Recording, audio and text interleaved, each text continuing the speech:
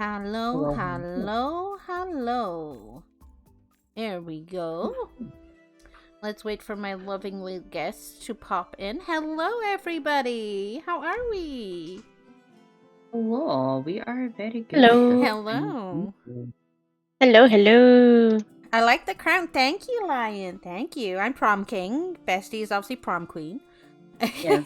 But yes, Yes. after a week of obviously being off sick with the cold/flu from the scary hype train that happened on my latest stream, I'm back. Still not 100% out the woods, but I'm so much better than I have been. You do look so cute, bestie. But we also have a couple of friends joining us for the celebrations today. So, as you know, my name is Nozami, the Welsh Pandragon. Happy to see you guys again. We have the best Eggy ever, Annie. Hello, hello. And we have the lovely Hoshi in a gorgeous dress. I love it. Yes, I love it too. Like- It's for my mommy redeem. I fucking love it. Ooh. Like, yes, complete mommy vibes and the thighs. Yes. And we have the entire circus with us today. Circus might mute sometimes, but that's okay. Circus is joining us today. Also, I haven't forgotten, Lion, you have got the confetti cannon. Boosh! There you go, honey. So that was set up. Yeah, I'm not too bad, Lion. I'm doing better. I still got like a mucusy like cough a bit, but you know, it happens, but my throat's not sore and stuff, and I'm not as like tired and lethargic and not as nasally anymore, so it's pretty much like the worst is over. And I was like, I've not streamed for a week. I'm gonna die if I don't. Oh no. I know. I've caught the streaming bug now that I've actually done it a few Yes. times. And then I delved more into the shadows and the crevices of Welsh folklore, and I was like, I found so much more stuff that I want to share with people. So I can't wait for that. But yes, Lion, the confetti cannon is only for prom because that shit ain't cheap. I also have a fireworks redeem as well, that has a 30-minute cooldown. But yes. You're drawing me? Bestie is also streaming at the same time I am as well. So, Yes. of course you want the fireworks, honey.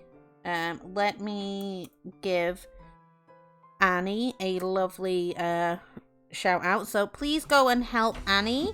So close to affiliate as well. So please go give Annie some love as well. Fireworks for His Majesty. If you, my lovely guests, want to look at the stream, you'll find some fireworks about to go off. There we go. Right, There you go. On the 4th of July. Oh wait, that's American. My bad. Ooh. Yes.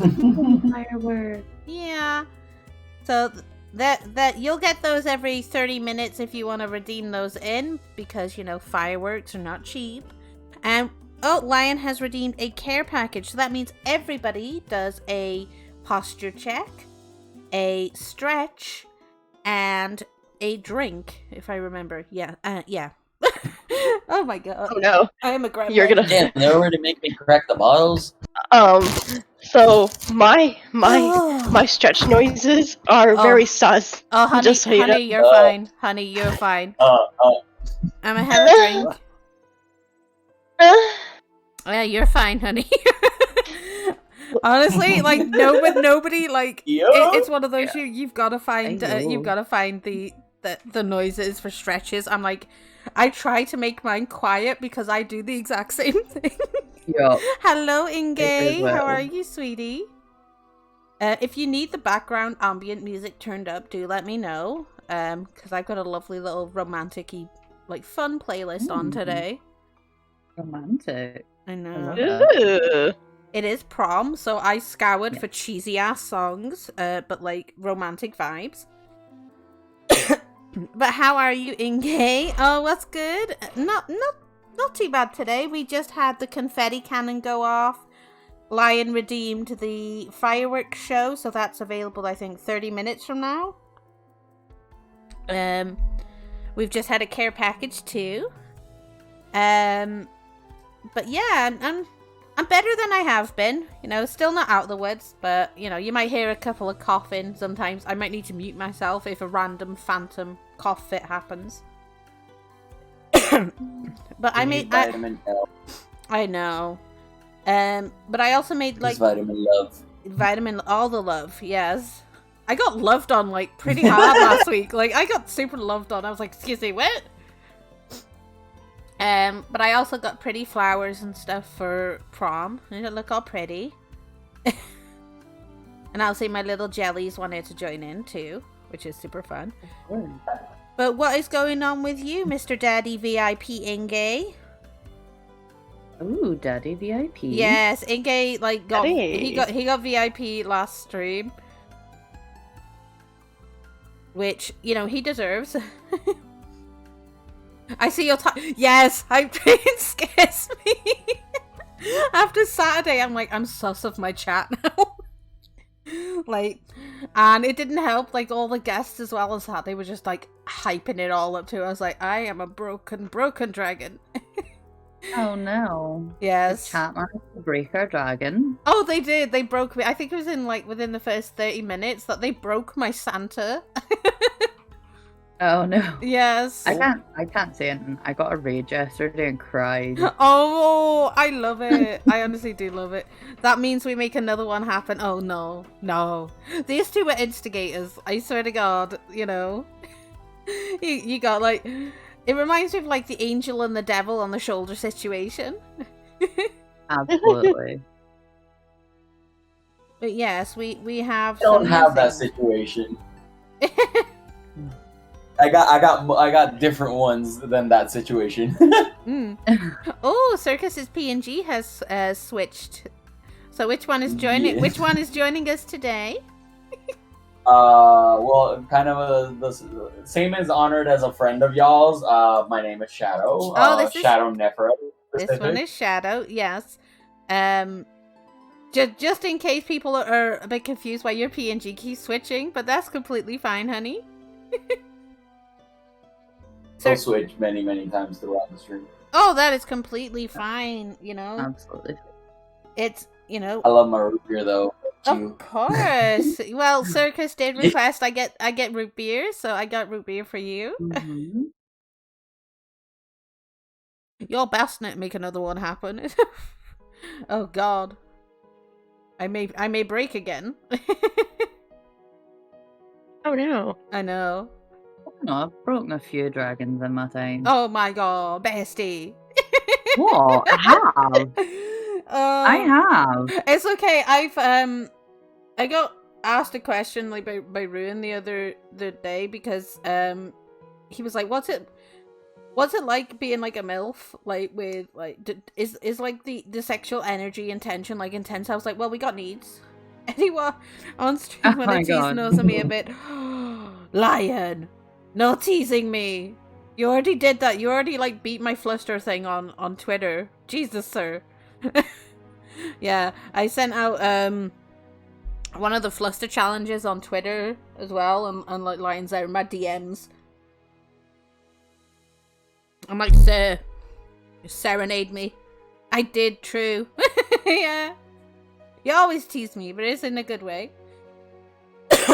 So, like, I would mommy voice to tease you, but I am also recovering from sickness, so I can't do a full mommy voice right now. Oh, you're fine, honey. Oh, thank you, Black Beauty Doll, for the follow. I hope you're well. Thank you for stumbling upon my stream. My name's Nozomi, the Welsh Pandragon, and welcome to Raven's Hollow, where we're doing some Welsh folklore for Vtuber Prom. Joining me is the best Eggy Annie.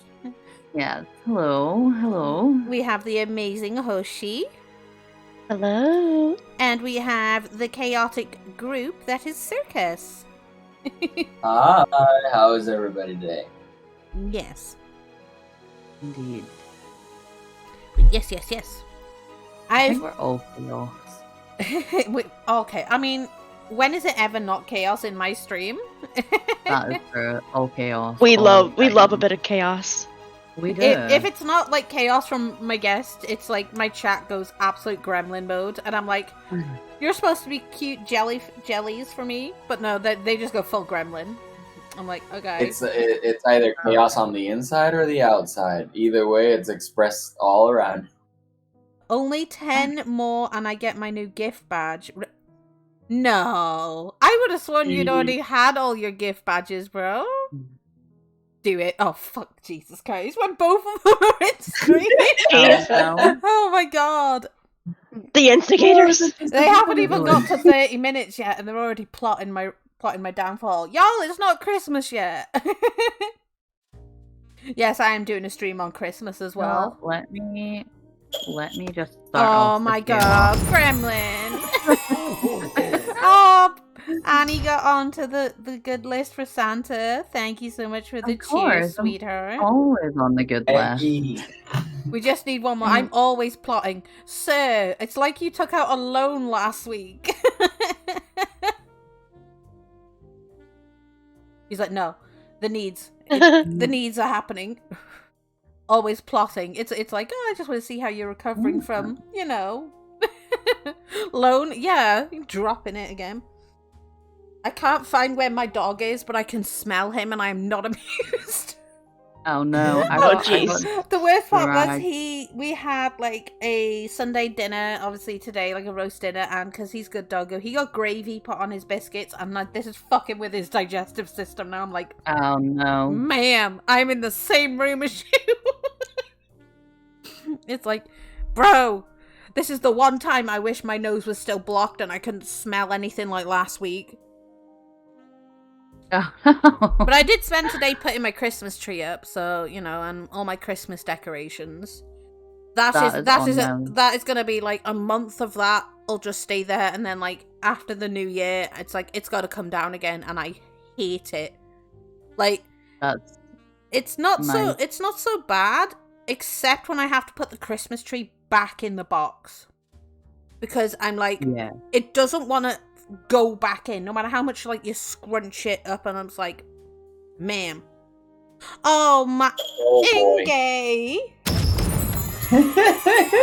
Oh jeez.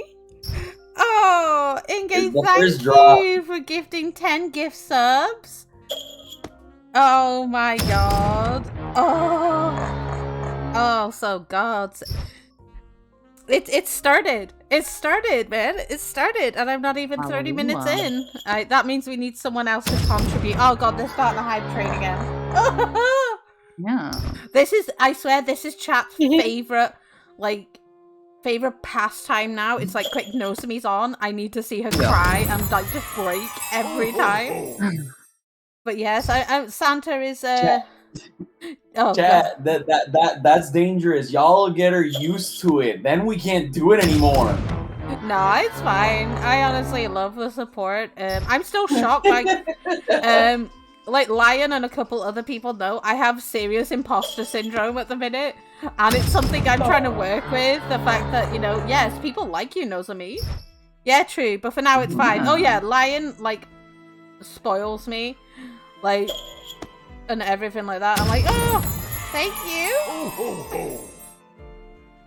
I have my 200 gift badge now. Oh, I'm glad you have your gift badge, sweetie. Of course, #1 gifter. Bestie is top of the cheering list, though. I am. I'm your biggest cheerleader. You are my cheer eggie. Yeah. And Santa be putting people on the naughty or nice list this time. Ooh. Oh, 420 bits off Lion. Thank you. Oh, Goliath. 420. Oh, of course, 420. Oh, somebody was super sweet on Twitter the other day. Like, she bought me some gifts off my throne, like for a Christmas thing. I was like, oh, thank you. But she bought the entire case of like cream soda, and I was like, honey, I love you. Thank you. I was like, that's 24 cans of like soda coming to my house. I'm like, yes, please. Jeez. That's a lot of soda. Yes. Yeah. To be fair, I have Monster on my throne, and I do not think any of Oh, you cream is gonna soda bang is it. one of my favorites, Lion. I'm like obsessed with it. Like I have to be in the mood for root beer though, because we don't get it often here as well. Oh, Black Beauty got a sub. She shook. Shook. Bestie, you're not allowed to ascend. Why can I not ascend? You're Of course, Jinx. Of course, Jinx. You get the confetti cannon, sweet pea. There you go, honey. Because each time you ascend, Bestie, you are losing your life force, and we cannot have the Bestie going away so early. Yeah, put it on again. There you go. I am Jinx immortal. gets a double blowout. There you go. A double blowout for Jinx? I know. Wow. She's my babe. I love her. And head pats. I love Jinx. I gotta so much. scroll for the head pats now. Here we go. Ooh, Head pats for us. we got all the head pats. Oh god, I need to move that one over. Aw. Yeah, pat There my you little head. go. Move that over. There we go. Double blows. Double blows, of course, Jinx. All the blows. Oh, whoa. Oh, hello? Hello, my voice just like, you don't work now. You don't work now, woman. Thank you for the head pats and the confetti cannon. Quick, we gotta sweep up the confetti and shove it back in. Ayo. Yep. Awesome. I'm in fear of my life now. Oh, bestie, you had your first place taken down. I'd be lurking now after grabbing the first place. Of course, sweetie. Thank you for the gift subs. You grabbed my first place. In cheer. Yeah, he did. Like, Terrible. I know. But thank you, Inge. Thank you for the gift Bestie's now gonna subs. take that as a personal challenge. Yeah, I might. She might. Does she throw hands? But I still have my conductor badge. That's the important part. Of course. Choo choo, sweetie. Choo choo. Choo choo. Choo choo, motherfucker. Oh god, yeah, just fucking hype trains scare the shit out of me. Some smooth jazz. Fucking saxophones. Of course, you got your conductor badge. We are 2 away from 69, which is a funny number. Yes. 69, where everybody eats out. Yeah, exactly. We're gonna dine in. Mm-hmm. Because why the fuck not? Exactly. So, I have been delving into the magical shadow realms and crevices of Welsh folklore, and I found a few more things that will be good. I found an amazing author that covered a bunch of stuff as well, which is super nice. Sounds like a great meal to me. I mean, you know. I want to know, is this the whole pineapple thing fucking true? Because that's, always baffled me. What? Wait, what about the pineapple? You know how when people say, oh, if you want whatever to taste sweeter, the person should eat pineapple? It always confused me because I was like, no, it fucking doesn't. It doesn't. It's a theory I've heard. And I actually got this from a friend that she was actually studying to become a marriage sexual marriage consultant. Yeah. So what you eat does actually may change your taste. It may make your body, because what you eat is what you pretty much, like the term, what you eat is what you become. Oh. Oh, hi, Nicole. Hi, sweetie. Oh, no, this is fact. Pineapple and coconut water. I've never heard the coconut water one. Oh, well, I'm safe. Coconut water is mostly what we usually have here. Oh, my goodness. I'd like to add on that Egg has also confirmed this, because I was talking to Egg one time, and she told me that it does depend on what you eat. Depending on what you eat beforehand, as well as your regular diet, it does affect how it tastes. Oh. Ooh. Male and female, both. Oh wow. Yes. Go fruit shopping if fruit wasn't so expensive. Oh, you for real? I know. I'm like, bro. It's so expensive for fruit these days. I'm like, why? I want to eat healthy. But no. I know people tell me the same thing. They're just like, why don't you eat healthier? Because a singular apple is $3 US. $3 for a fucking apple? Jesus. Yes. That is I think they're like expensive. 60 pence here. Yeah. Honestly, it's better to own your own apple tree. Like I Remember was trying Tesco? to. my grandmother had two like cooking apple trees, so there are different types of apples. You've got the sweet ones, Yeah. and then you've got like the more sour ones, the cooking apple ones. And she used to make like her homemade applesauce and stuff with those, and it was like, yes, sweeter the food you eat, the sweeter you become is something I've heard a lot for sure. Oh my goodness. But like, It also depends on the acid content of the fruit itself. Like with pineapples, it will technically make it sweeter, but it's also more acidic. So you better not wear black. oh goodness. I heard And biggest thing is like, to everybody, sugar will not make it sweeter. It is a bad combination in your body, and it will literally make it bad. Oh no. Sugar is not good for yourself in high quantities. I don't have a lot of sugar, promise. I don't. What about natural sugars though, like found in watermelon and stuff? No, that's Yeah. fine. I don't. Because I that- don't like watermelon. I do. I I like like strawberries. watermelon Does and strawberries watermelon. count? Would strawberries count? I like those. Probably would count, I'd They say. do. Yeah, like there's only like one fruit I don't eat, and I have tried it. I like to at least try foods so I know that I like them or not. And it's Yeah. any form of melon, so melon or watermelon, and it has a weird like taste to me, like, and a texture. I don't like how it feels on my teeth, but it also tastes like wet grass to me. And I'm just like, Right? it's the same with like avocado. I've tried it. I really don't like it. It's the same like mushy consistency. I'm like, but it has this weird taste. It's not like mushy peas or anything. So that's like a normal consistency and texture is fine. But like when it's just avocado, because it's one of those, we tried it at home. We tried like guacamole and stuff, and we also tried a bit on its own. And I was like, what in the fuck heaven is that? It's like, Well, that's because the smell of mangoes. The smell of mangoes just wrenches my stomach. I like the taste of mangoes. They're pretty nice. Strawberries I are like I can't- I can't either do or. mangoes. I'm not a fan of watermelon. Yeah, I get that. Like, I have to be in the mood for pineapple as well because that thing eats my tongue, and I need my tongue. Pineapple is the only fruit that you eat it and it eats you. Yeah. Yeah. And I mean, you Yeah. can't go wrong with a nice banana too, but don't have too much because that's too much potassium for your body. I struggle to eat bananas in a way that A banana Very keeps the doctor safe away. for I what? cannot eat bananas because no matter what the banana is, for me, it's just too soft because I imagine a banana being firm.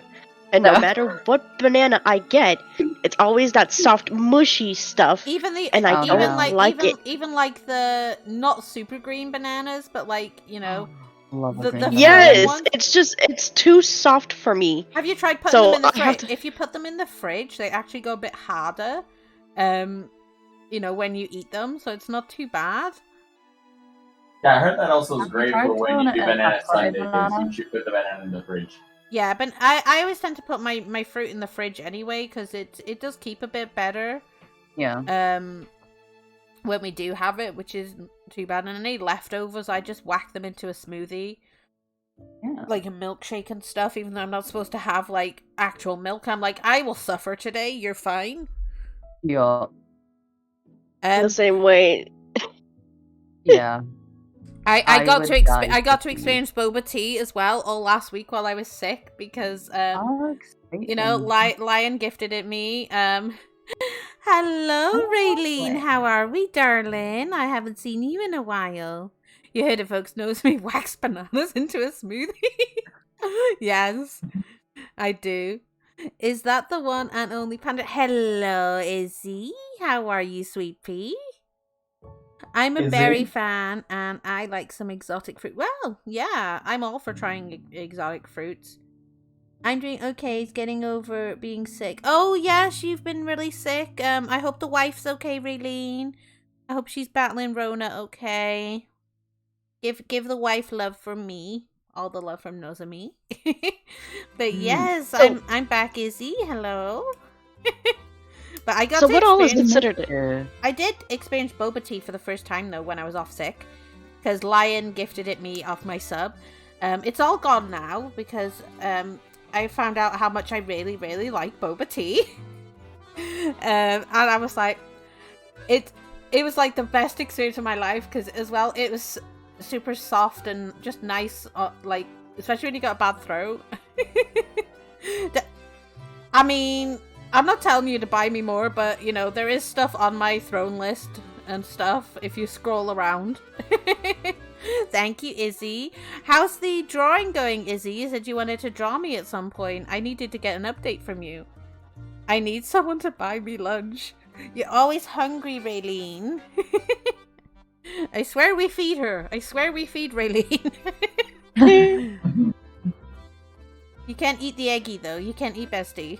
No, please don't eat me. I've already been eaten live on stream one time, and it was not fun. Did you see Reaper send you his fucking bowl of ramen the other day? And I was like, Yeah. He DM'd me it, and when he was out for lunch, and I instantly said, "Please don't send that to Bestie. She'll be very devastated you're eating her kinfolk." And he was like, I was planning on sending it to her anyway. I was like, sad. I'm so sad. I read the comment. My kinfolk. Oh, Lion is just- taking care of Raylene.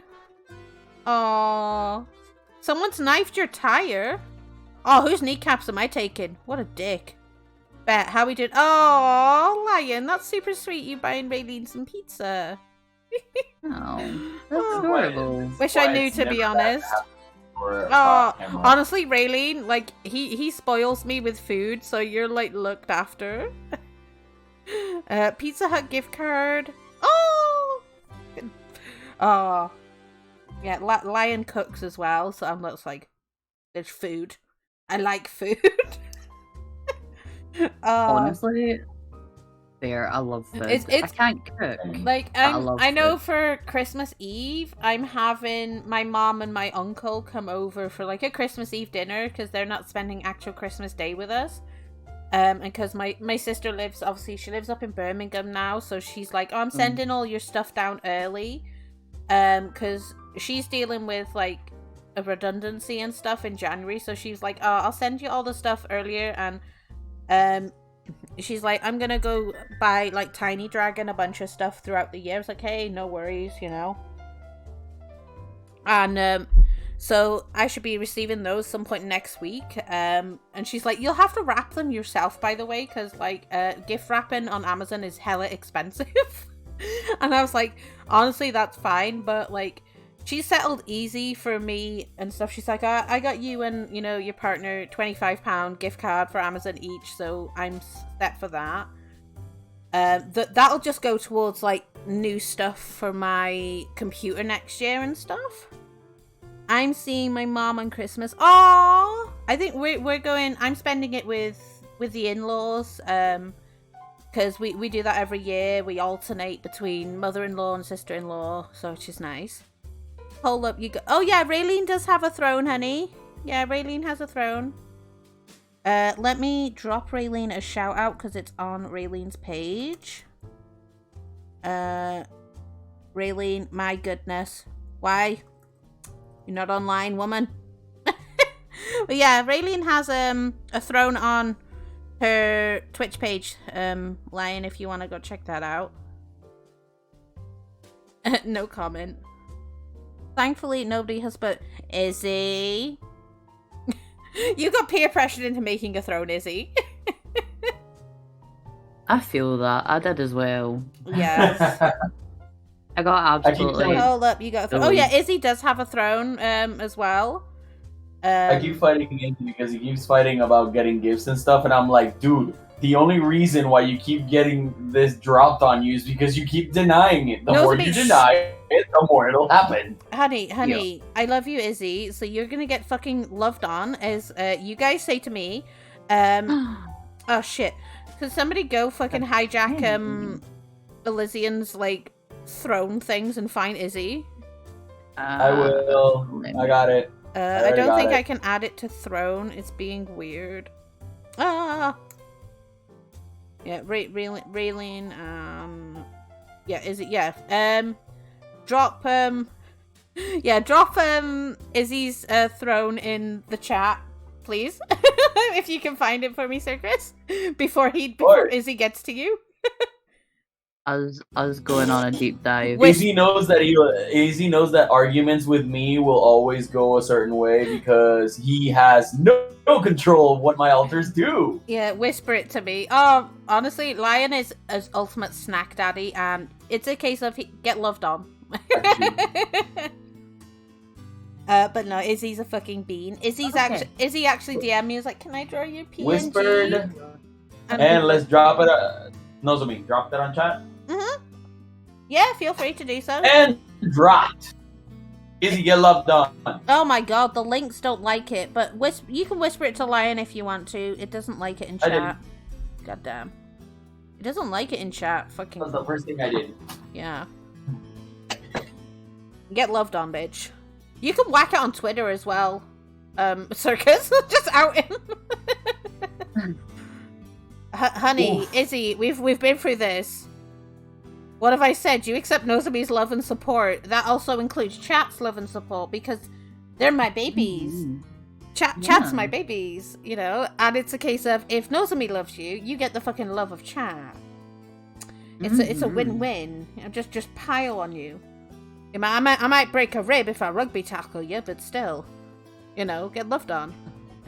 Plus, also, hopefully, some point next week, my new model will be arriving. So, exciting. Only a couple people have actually seen the model. So, Bestie has seen the model. Yes, I have. Raylene has seen the model. Oh, yes, Raylene has seen it. Who else has seen it? Reaper has seen it, and Capricorn has seen it. And I'm just like, I'm not sure if I've sent it to you, Lion. You'll have to jog my memory. If I haven't sent it to you, I will send it to you later. Because fucking gorgeous. Yes, it's exciting. It's just waiting for funds and stuff to sort out. Okay, I will send it you later, Lion. I will definitely send it you later. She's thick. She is thick. Ooh, I will need a name for the jellyfish that is accompanying the model. That's all I'm gonna say. I do care. Thick. So thick. Of course, Raylene. Super thick. But yes, I've seen the model. I also have a lovely pet jellyfish accompanying the model, but I need. Yes, you showed me, Raylene. You've been showing me. I fucking love it. Gorgeous, baby. But I have I've got a pet jellyfish incorporated into it, but that needs a name. Ooh. Oh yeah. Drop me the updates, honey. I always like seeing your updates. Super pretty. But alright. How's your chat doing though, Annie? Are they chaotic? My chat are doing well. My chat are doing well this fine Sunday. Not quite as chaotic as yours yet. It'll happen. Yeah. But why do I have to get loved up? Because you're a fucking precious bean, Izzy, and I want to squish your cheeks because you're fucking precious. My god. I live for it. Oh my god, yes. It looks amazing, Ring. I love it. Get loved on, nerd. If they can love on me, and if like Inge and everyone drops biddies and subs, I mean, if Noza says you deserve to get loved on, you get loved on. Fuck yes. Exactly. Yep. Raylene shrimps on me as well. Raylene's a lovely, lovely, awesome unicorn, magic Pegasus. She is like the best MLP. And it's one of those. She loves on Elsa as much as I can. Of course you do, Raylene. You're my favorite sweetheart. I love you. I refuse. I don't care. You can't refuse, little Sandra. Oh dear.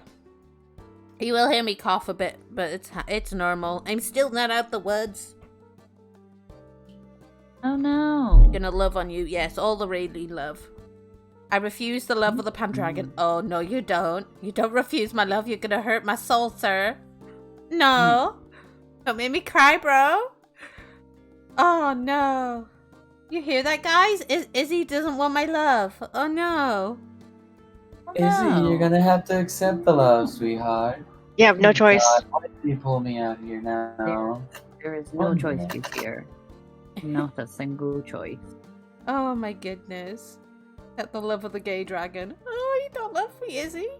Bro. Bro, my heart. That's like one of my favorite, you know, one of my, if like, you know, my kid was like, I don't love you anymore. I'm like, no, my heart. No, Izzy, you gotta be you gotta take my love, bro. I'm not prepared for Christmas. Like, mentally, I'm sort of in the zone of happiness. I'm nowhere near ready for Christmas. I'm gonna be streaming on Christmas Day though, like in the evening, so that's gonna be fun. I'll take your love, Nozo. Of course, Raylene. Mwah. But me no wanna get spoiled. Honey, if I get spoiled, you get spoiled, my babies get spoiled. It's simple as that, baby. You know? Me no wanna get spoiled. Hun, Yeah. if I go through that mindset, so do you. I hope you're liking the playlist, by the way.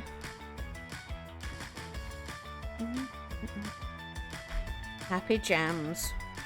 I thought I'll get like party music going. I don't have anything as fancy as playlist right now. I'm just a baby. Vibing, of course, baby. Fine, yeah, get loved on. My job here is done. Have you been spoiling people? Do I need to check my email, sir? Oh, this job here is done. Every time somebody says that, like, I fear for things. I'm safe today. I didn't get loved on. I'm safe today. Oh. Fuck yeah. I Get loved on. I get loved on. What did you buy? I'm scared. Oh. Oh, just say thank you, Izzy. That's pretty much all you do. All right. Just accept it. Yeah, you gotta get loved on. Yeah. Oh, which one of the lovely circuses has joined us now?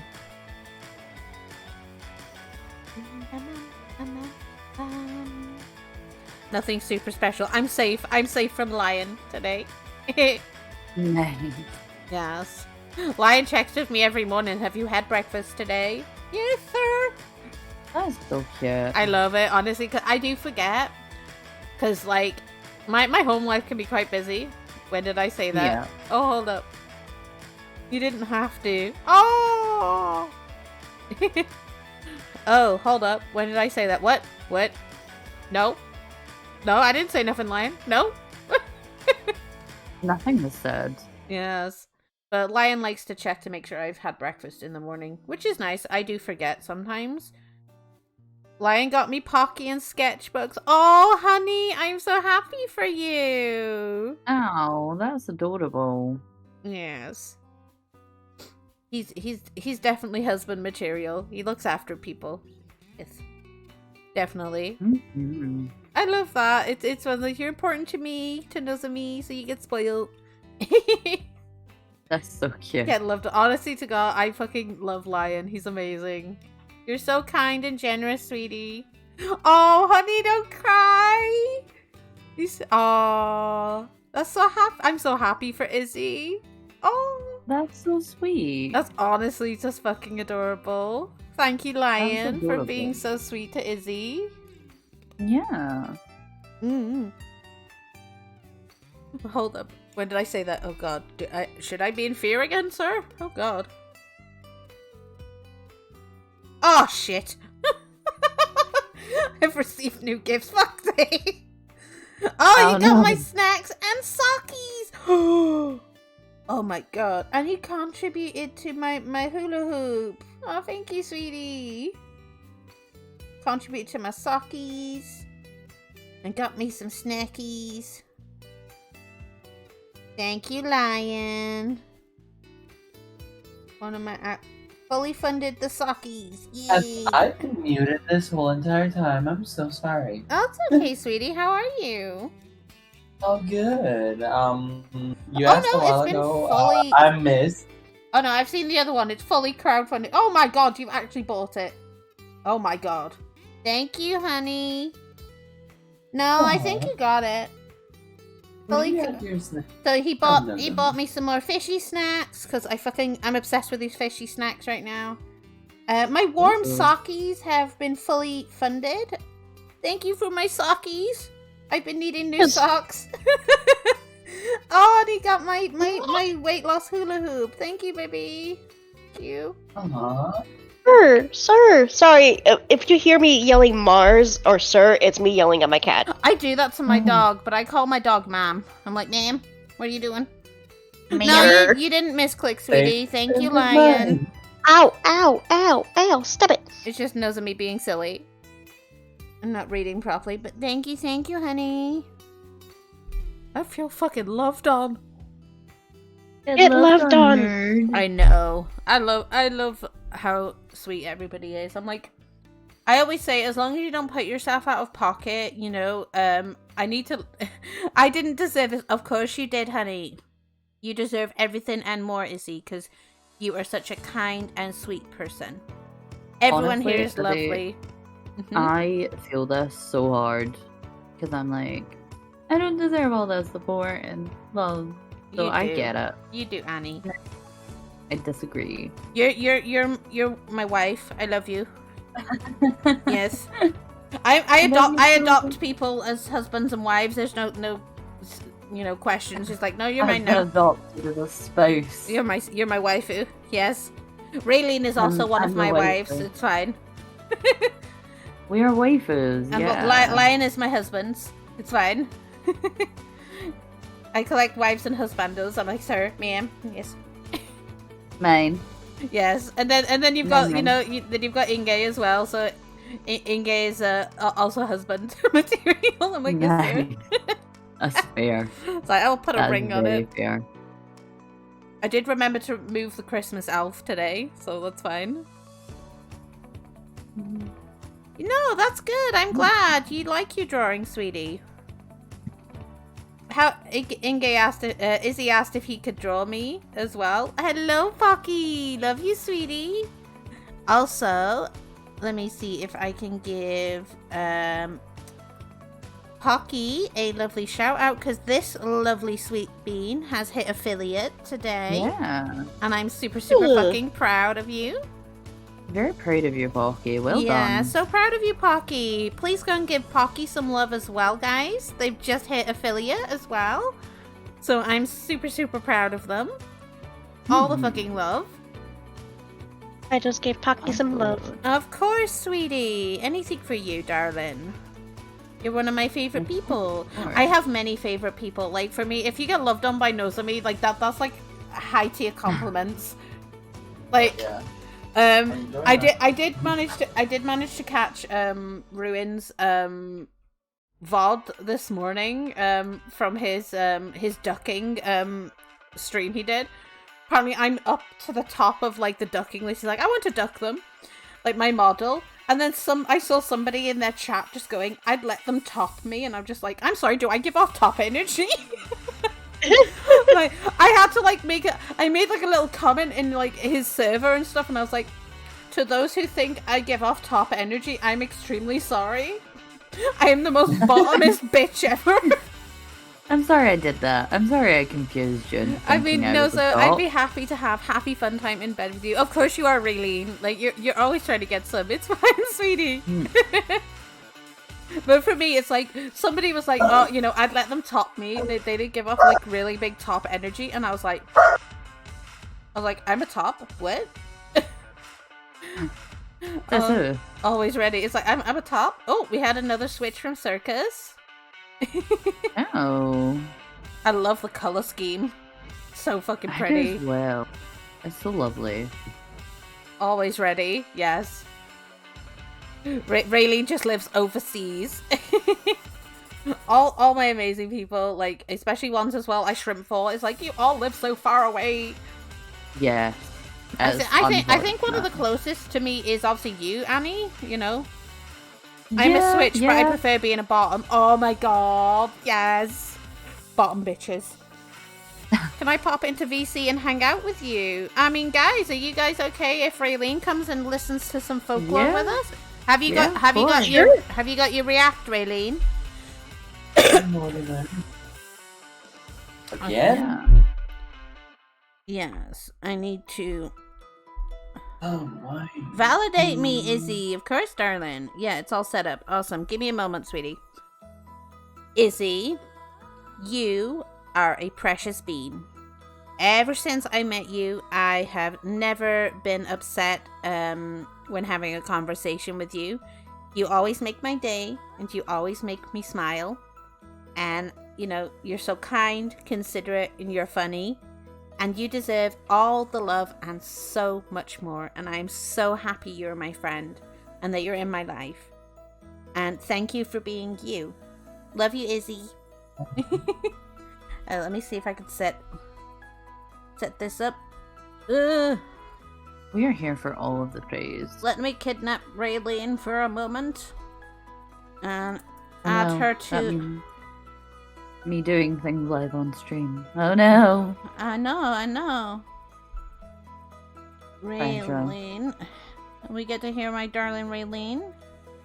There we go. Whoa. Just join the call, Raylene. Hello, sweetie. Ooh, hi. Hi, sweetie. I'm just gonna grab up your react and stuff and set you in as well. too. BRV, gonna Just, cry again. I just pasted it into the group chat, so. Thank you, honey. I'm gonna stick you in as a browser source, because Ooh, know. stick me in. Yes, I know. Oh, you're so big. Yes. There we go. Am I too big for you? You are that. You popped up very large.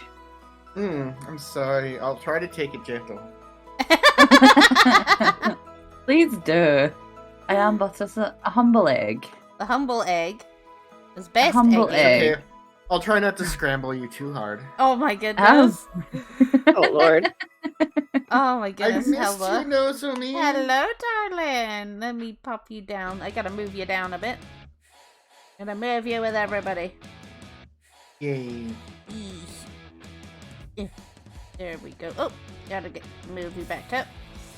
Yeah. Oh no, you're hiding my best assets. There we go. But then you could be in my lab. Yeah. Ooh, or you could be in mine. Oh, two mommies. Oh, two mommies, of course. Yeah. We'll trade off, okay? Or we'll just go half and half. I need to So also you'll put, I need to also Oh, put yeah. a head pad in for my darling. Nozo, you're so cute. I know. I missed you. I missed you too, hon. With the giant fucking head pad in there. The biggest of the head pat. Pop it on her hip. Yeah. There we go. But yeah, how do you like the thing that I just sent you? I saw it was really good. I like it. Mm-hmm. Redeemed a care package. Thank you, Another one. sweetie. Wow. So, care package is we hydrate, we do a posture check, and a big stretch. Posture check for the gremlin. Oh. Big stretchies. That I was needed a that. big stretch. I needed that. Same, my back popped. Yeah, Oh. mine did My neck too. popped all Oh. over the place. Thank you, My back was a Lion. cat too. Give me just a moment. Thank you. That water kit felt so good. I'm gonna fill up my cup a bit more. Boop, boop. I don't have water, so I'm hydrating with cherry coke. That is fine as long as you have some form of liquid. You're fine. I do not have a caffeinated energy drink right now. It's also prom, so like you guys are free to drink whatever you wish, Yeah. you know. As you do. I Ugh. wish I had some drinks. I wish I had adult juice. Adult juice. That's gonna be me at Christmas. I guarantee I'm gonna be gifted some bottles of like rosé and wine, and I'm just gonna be like, you see me I'll just be on stream Christmas, and I'll be like, I may be drunk. Maybe not very sober. Oh no, I would be sober on Christmas. I'd be like, I'll get home like after Christmas festivities, and because I stream at nighttime, so like for me it'd be like, this is my time. I have my wine, and I'll just be like, I'm doing like how people celebrate Christmases around the world on Christmas Day. Oh, nice. And we'll go over like gifts and stuff. So anybody who wants to hang out with me on Christmas, you are more than fucking welcome to. Just obviously let me know so I can plan ahead and fit you all in. Yeah, I think I'm working on Christmas I would Day. love to. Oh. Of course, sweetie. You're always welcome. Yeah. Sadly, my family's heading over to my grandmother's house in Florida, so I will be. Yes. Give with my little give all the love to your grandparents. Honestly, like I miss Christmases with my grandparents. Like No, I won't be able to spend it with them, but my parents are going there. yeah. Sadly, I have all of Christmas doing work, and work. Oh, more because work. I just started a new Oh, job. no. Yeah. I might try to show up, but I don't know about joining. Honey, you're spending it with your family too, Lion. So don't worry. Yeah. I also so forgot to give. Why can I not give? What is your fucking name for the? Oh my god. There we go. Trying to pop that in. So go give that love to Circus. And Pushy Bean. Oh. Hello. And then because I'm so good of supporting everybody. Why is yours not coming up, Raylene? What's your Twitch thingy? Let me just put a message in chat. Thank you, baby. There you go. Thank you. Yo. No problem, sweetie. It's the unicorn. I'm like, oh, there it is. That's why I keep forgetting. I tend to type in Raylene, the unicorn. I'm like, no, it's different on Twitch. Yeah, That's not the one. it's Raylene the Unicorn in DC. Yes, and then go love on Raylene. Okay. And then I didn't put in I haven't done my socials today. I'm a bad seed. Jesus Christ. I'm loving on everybody else. So it's like, hey, these are my shit. Go look at my shit. So it says here you were playing Exanima. I read that as playing Enema, and I'm just like, what kind of game is that? Oh no. I was like, what kind of game is this? What game is Enema? Pain. What's That's going what that on type of Twitch game is, TV? pain. Yeah. Pain. But yes, we've been chilling for an hour, and we've yet to talk about any, fun Anything well. folklore. So I hope you guys are cozy, because we have our lovely little slideshow of pictures from Wales in the background too, which is super fun. So I've been digging, and I have information on fairy changelings that you guys might be interested in. Oh. I love this. Mm-hmm. No, Yeah, Mr. very Dooch. Go lie down, Isaac, please. My doggo is giving me the eyes. I'm like, sir, no. So, oh, and he's on my chair again. Isaac, sweetie. Mommy is busy. You can't have all my attentions now. No. Doggo's like, I sit here now. He's not a small dog either. He's just like, I'm gonna sit on your feet and you will notice me. Notice me. It's anytime I'm in VC or I'm streaming, sometimes if he's not asleep, he'll come over and he's like, hello, mom. You sleepy dude, go to sleep then.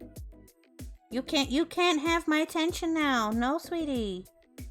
I have lots of people on the internet. They need me. Sorry about that. I had to mute for a minute to discuss things with one of the wifeys. Oh, that's quite okay, sweetie. I'm about to drop some info on some fairy changelings. while also trying to keep my doggo distracted because he's like, "Stroke me, Mom. I need attention." He's a bloody child. You're a little baby douche. He was all like confused about the Christmas decorations today as well. He's like, "What is all this?" Oh gosh, I haven't even started decorating yet. No, douche. This is where my laptop sits. You can't be on here, bro. Is this your Vtuber Prom celebration? This is my VTuber Prom celebration, sweetie. I forgot to ask a date. Oh. That's okay. You're free to hang out with us. That's one of the reasons. It'll be your date. Yeah, me and Bestie decided we'd extend our invitation to people who couldn't get a date or just wanted to hang out. Because Yeah. All right, I lost mine. I lost so my dates. who's gonna be my date for the after party? If you're offering, I'm willing to take you. yeah, of course. But it's one of those. I never went to my actual prom, so you know. I went to did, one of but I mine. took my mother. I was banned from mine. Oh my god, what did you do to get banned from prom? I think I tried to sneak in alcohol or didn't go to school or I can't remember. As But you I was do. a rebellious. I was a rebellious little. I was shit a back then. I was a good dragon, to be honest. I was the typical. I sat at the front of all my classes. I did my work. I didn't really have many friends. I was one of the outcasts, and I'd get bullied quite a bit. But like, even the popular girls were at least nice enough. Like they'd, stick up for me whenever. I was just minding my own business. I didn't go out my way Yeah. to make friends. Plus, like, renting outfits for prom and limousines and shit, that shit's expensive. Yeah, absolutely. And I was like, yeah, I'm already a big dragon. Like, back then, I was quite a big dragon. Like, because bullying made me stressy. And I'm like, yeah, let's put that in a fucking dress and let's hear more about the fucking weight comments. So, no thank you. So, No, so you know what? No, I you know. don't deserve that, sweetie. No, so you lovely baby. it's quite a shock compared. You are to very, very gorgeous, Nozomi. Thank Don't let you. anybody tell you anything. You're beautiful. It is quite different when so obviously where I grown up from, like, people can be quite cruel, and obviously I didn't have a lot of friends or things like that. So but since becoming a VTuber and making so many friends online and in the community, it's so different when people tell you that they like how you sound, like how you look. For those who have seen me, what I look like IRL and stuff. Totally not plugging that. If y'all want to see that on Twitter, you need to get my Twitch to over 200 followers, by the way. And I do a face reveal on Twitter. I've gotten the pleasure. I've gotten the pleasure. at No, least. here you go, lovely. I will give you my face. Oh, I've seen your face, darling. You're very pretty. Have you? Yeah, we're glasses buddies, sweetie. Oh yeah, huh? See, I remember Well, I remember. I won't say where I guess that saw just means that mine, but you're my I managed to catch a sneak peek. That's okay. Ooh. But it's one of those. It's nice. A lot of people they're like, you look so pretty, and I'm like, y'all seeing the same picture I see? And then they're like, your voice is so nice, and I'm just like, y'all hearing this? What? And Sorry. We are hearing it, and we love it. No. yeah, it's You know what's your the voice funniest is thing so much somebody nicer told than me? mine. They tell me that somebody told me is like, oh, your voice sounds like a twink, and then when I turn on the camera, they go, daddy? I'm like, that is the first time I got ever called that. And that oh was man.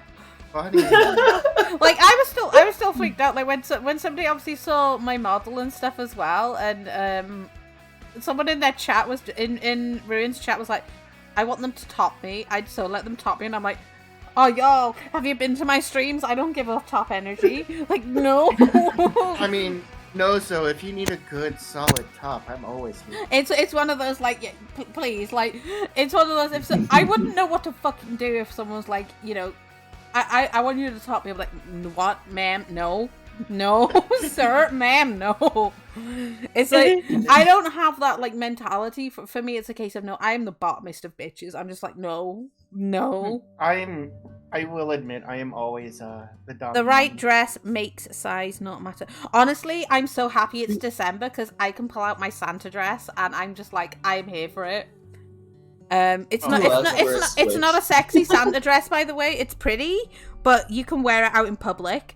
And I wear like my, you just wear normal pants or whatever under it. So like black leggings or anything any pants you want, really. Boots. I've got my black boots, and it's a long like dress, but it's like made of wool. It's knitted as well. It's got fluffy sleeves and like a fluffy bottom. Oh. As I said earlier, you can be on top, but that doesn't mean control. That's true. That's true. It's like that. I like to be told what to do, so I mean, there is also power bottoms. I am a big fan of fluffy bottoms. That is for sure. What is a power bottom, by the way, Hoshi? A power bottom is basically like someone who is a bottom, but they top from they try to top from the So, bottom. I can't. Like for me, I can't take myself seriously. Like it's one of those. I've dabbled in a few areas. I've dated men and women. I've tried many a thing, and it's one of those. I burst out laughing every time I try to like give the whole dominant top energy. I'm like, I can't fucking do it. I'm like, I'm so sorry. Well, so you're just a full-on pillow princess. I am. So many people have guessed that I am a pillow princess on the whole Twitter thing, and I'm just like, y'all what? Like, I think it was at least 3 people who did me on their list, put me as pillow princess, and I'm like, oh, what the fuck? How accurate is that? I mean, just looking at the picture you submitted for those. Yeah. Yes. Absolutely. I got love of my life for like 2. Yes, you are the love of my life. I never got. I didn't get added to any. Oh. I have to find. It was so hard, like finding the ones who interacted with mine. Most of them I'd not interacted with either. And it was a case of. Then I have to go by just their PNG, and I'm like, okay, now this one's gonna be fucking hard. I might do one of those at some point. Oh, feel free to if you want to, honey. Yeah, absolutely. Technically, this model doesn't exist. Yeah, well, Circus dips in and out. I think Shadow's back as well now, so that's fine. Yeah. I'm still here. God, oh God, oh no, children, no. Oh God, this is not a good. Oh no. What? You okay? What? Are you okay, Hoshi? Both Titus and Mars are fighting each other on top of the back of my chair. Oh yeah, Oh, kitties, no. kitties, cat Yes. babies, cat babies. Pets are just literally like children as well, especially when like my sister got a new kitten the other day as well, and I'm in love with this black little demon fluff ball. It's called Merlin. She called him Merlin, and I'm like, oh. And if any of y'all know who Merlin is from Welsh folklore, then yes. Yeah. Oh, cats do be like that. I'd love a cat, but everybody else in my house is fucking allergic to them, so I'm like, I've been cursed. I'm also allergic, but I said, frick you allergies, I will have a cat. Honestly, yeah, go for it. But yes. Don't lick my sock! Y'all best stop licking my sock, sir. Dog just comes over, licks my sock, and walks away. I'm like, what the fuck is wrong with you? That's not my fetish, but No, I don't I don't like people touching my feet, so it's weird. Like he's like, I'm gonna lick your sock. Ma'am, No. You're too big to be on my chair now. Come on. You're not a tiny puppy anymore. You're big. You're like 2 years old. Ma'am, can you not see the laptop on Mom's lap? You can't climb on me. You can have a stroke, but you can't come over here. Mommy's streaming. Yeah, Daddy's upstairs wrapping presents, so no. Come on. Don't you bite me, you bugger. He's like, he's an absolute sod. It's like, stockings maybe, but socks are a hard no. Honestly, like, trying to find, like, stockings or, like, thigh-high socks that fit chunky fucking thighs and legs, oh, it's a pain. Oh, I feel that. Like I used to have so when I did performing arts in college, we did a big musical theatre piece for Christmas time, and we did a Christmas rendition of Bugsy Malone's Bad Guys, but we were elves. I played a reindeer, and part of my outfit included thigh-high fucking, like, red and white candy canes, like, stocking type thingies. Thick thighs save lives. And then trying to keep that, like, after a while, like, the elastic, like, wears down. And then it's one of those, like, you're just trying to, like, keep them up. And I was like, I've got to keep them up. Like, no. Right? Oh, it's just a pain. You gotta try and find the right things to keep them up.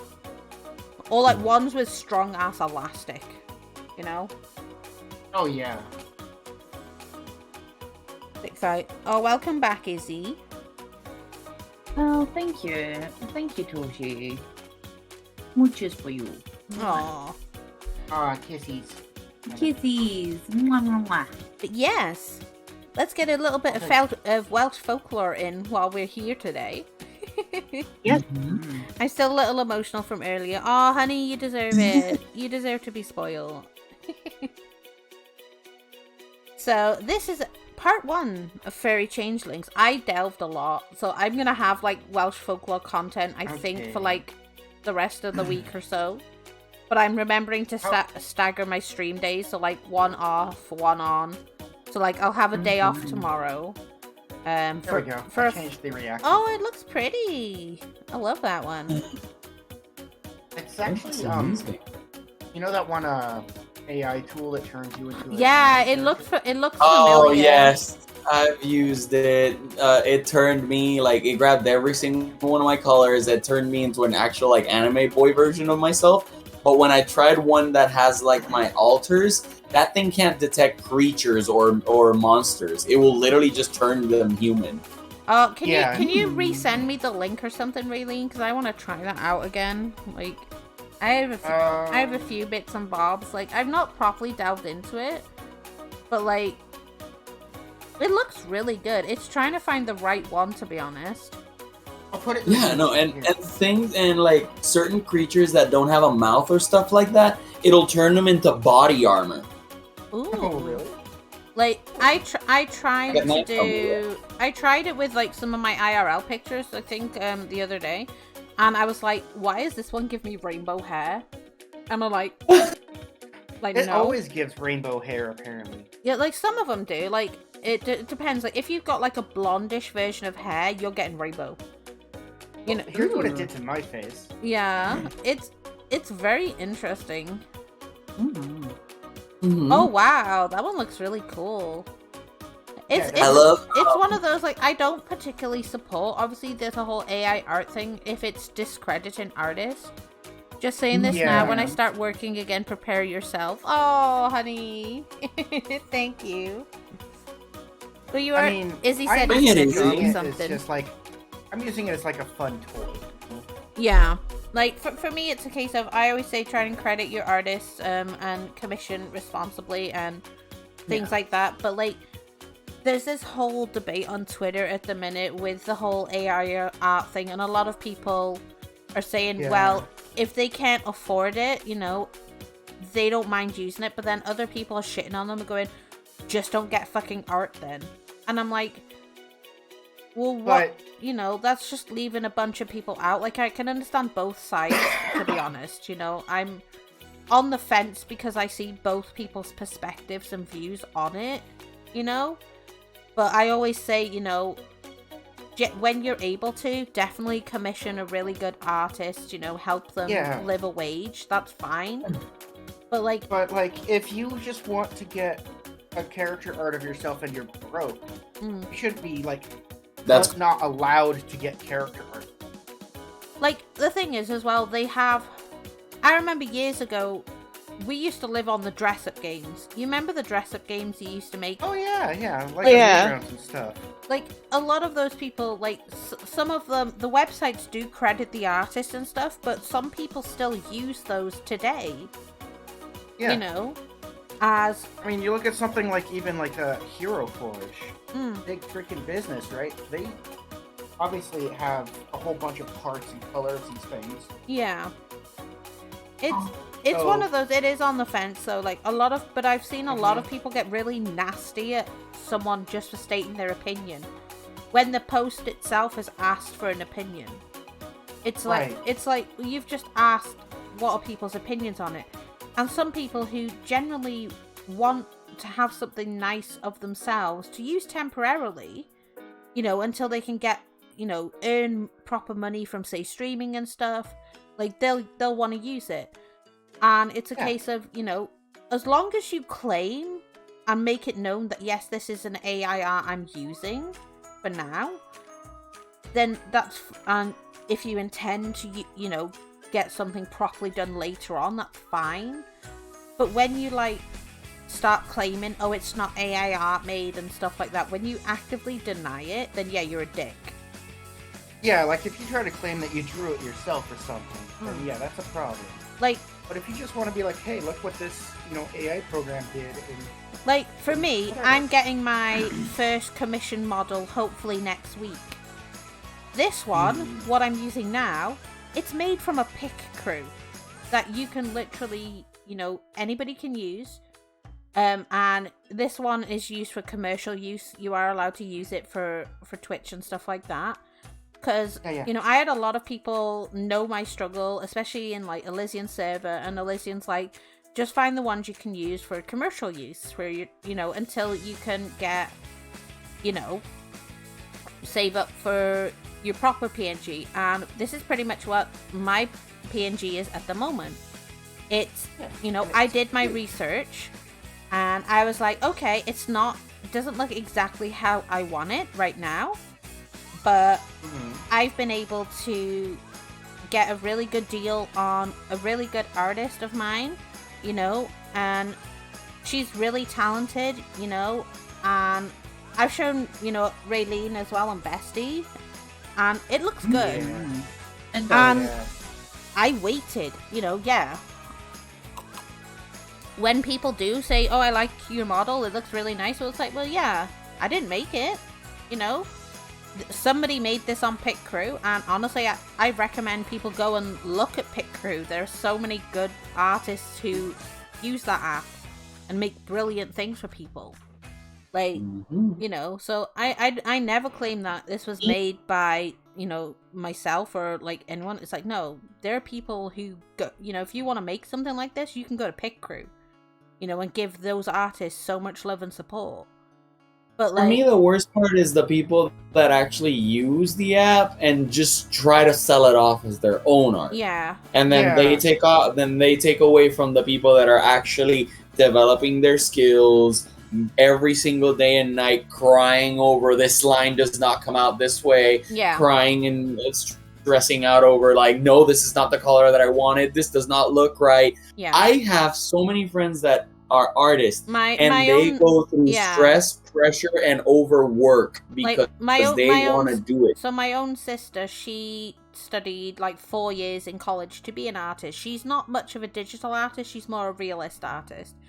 So she does and honestly, like, she's had friends commission like portraits of like their animals and other people as gifts and stuff.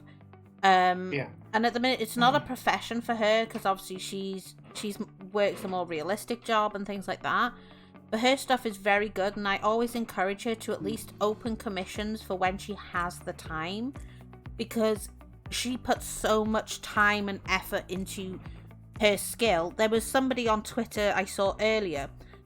They have no other tweets, but this one tweet, they literally said, okay, I admit, it's AI art. I was just trying to get some Robux for my sister. And I'm like, as much as your intention, your reasoning behind trying to get sales for art is a good one, the way they went about it, because even people were like, bro, you've just scammed people.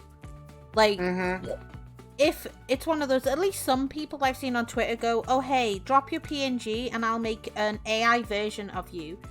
You know, they make it known that it's going to be an AI, you know. Yeah, and they're not charging then for they it. don't charge you for it either. And it's one of those, it does, like, they got outed for it, and like they have nothing else on their Twitter except this one tweet that says, okay, I own up, it's AI art, I was just trying to get some Robux for my sister. And I'm like, and people are like, well bro, that's a scam.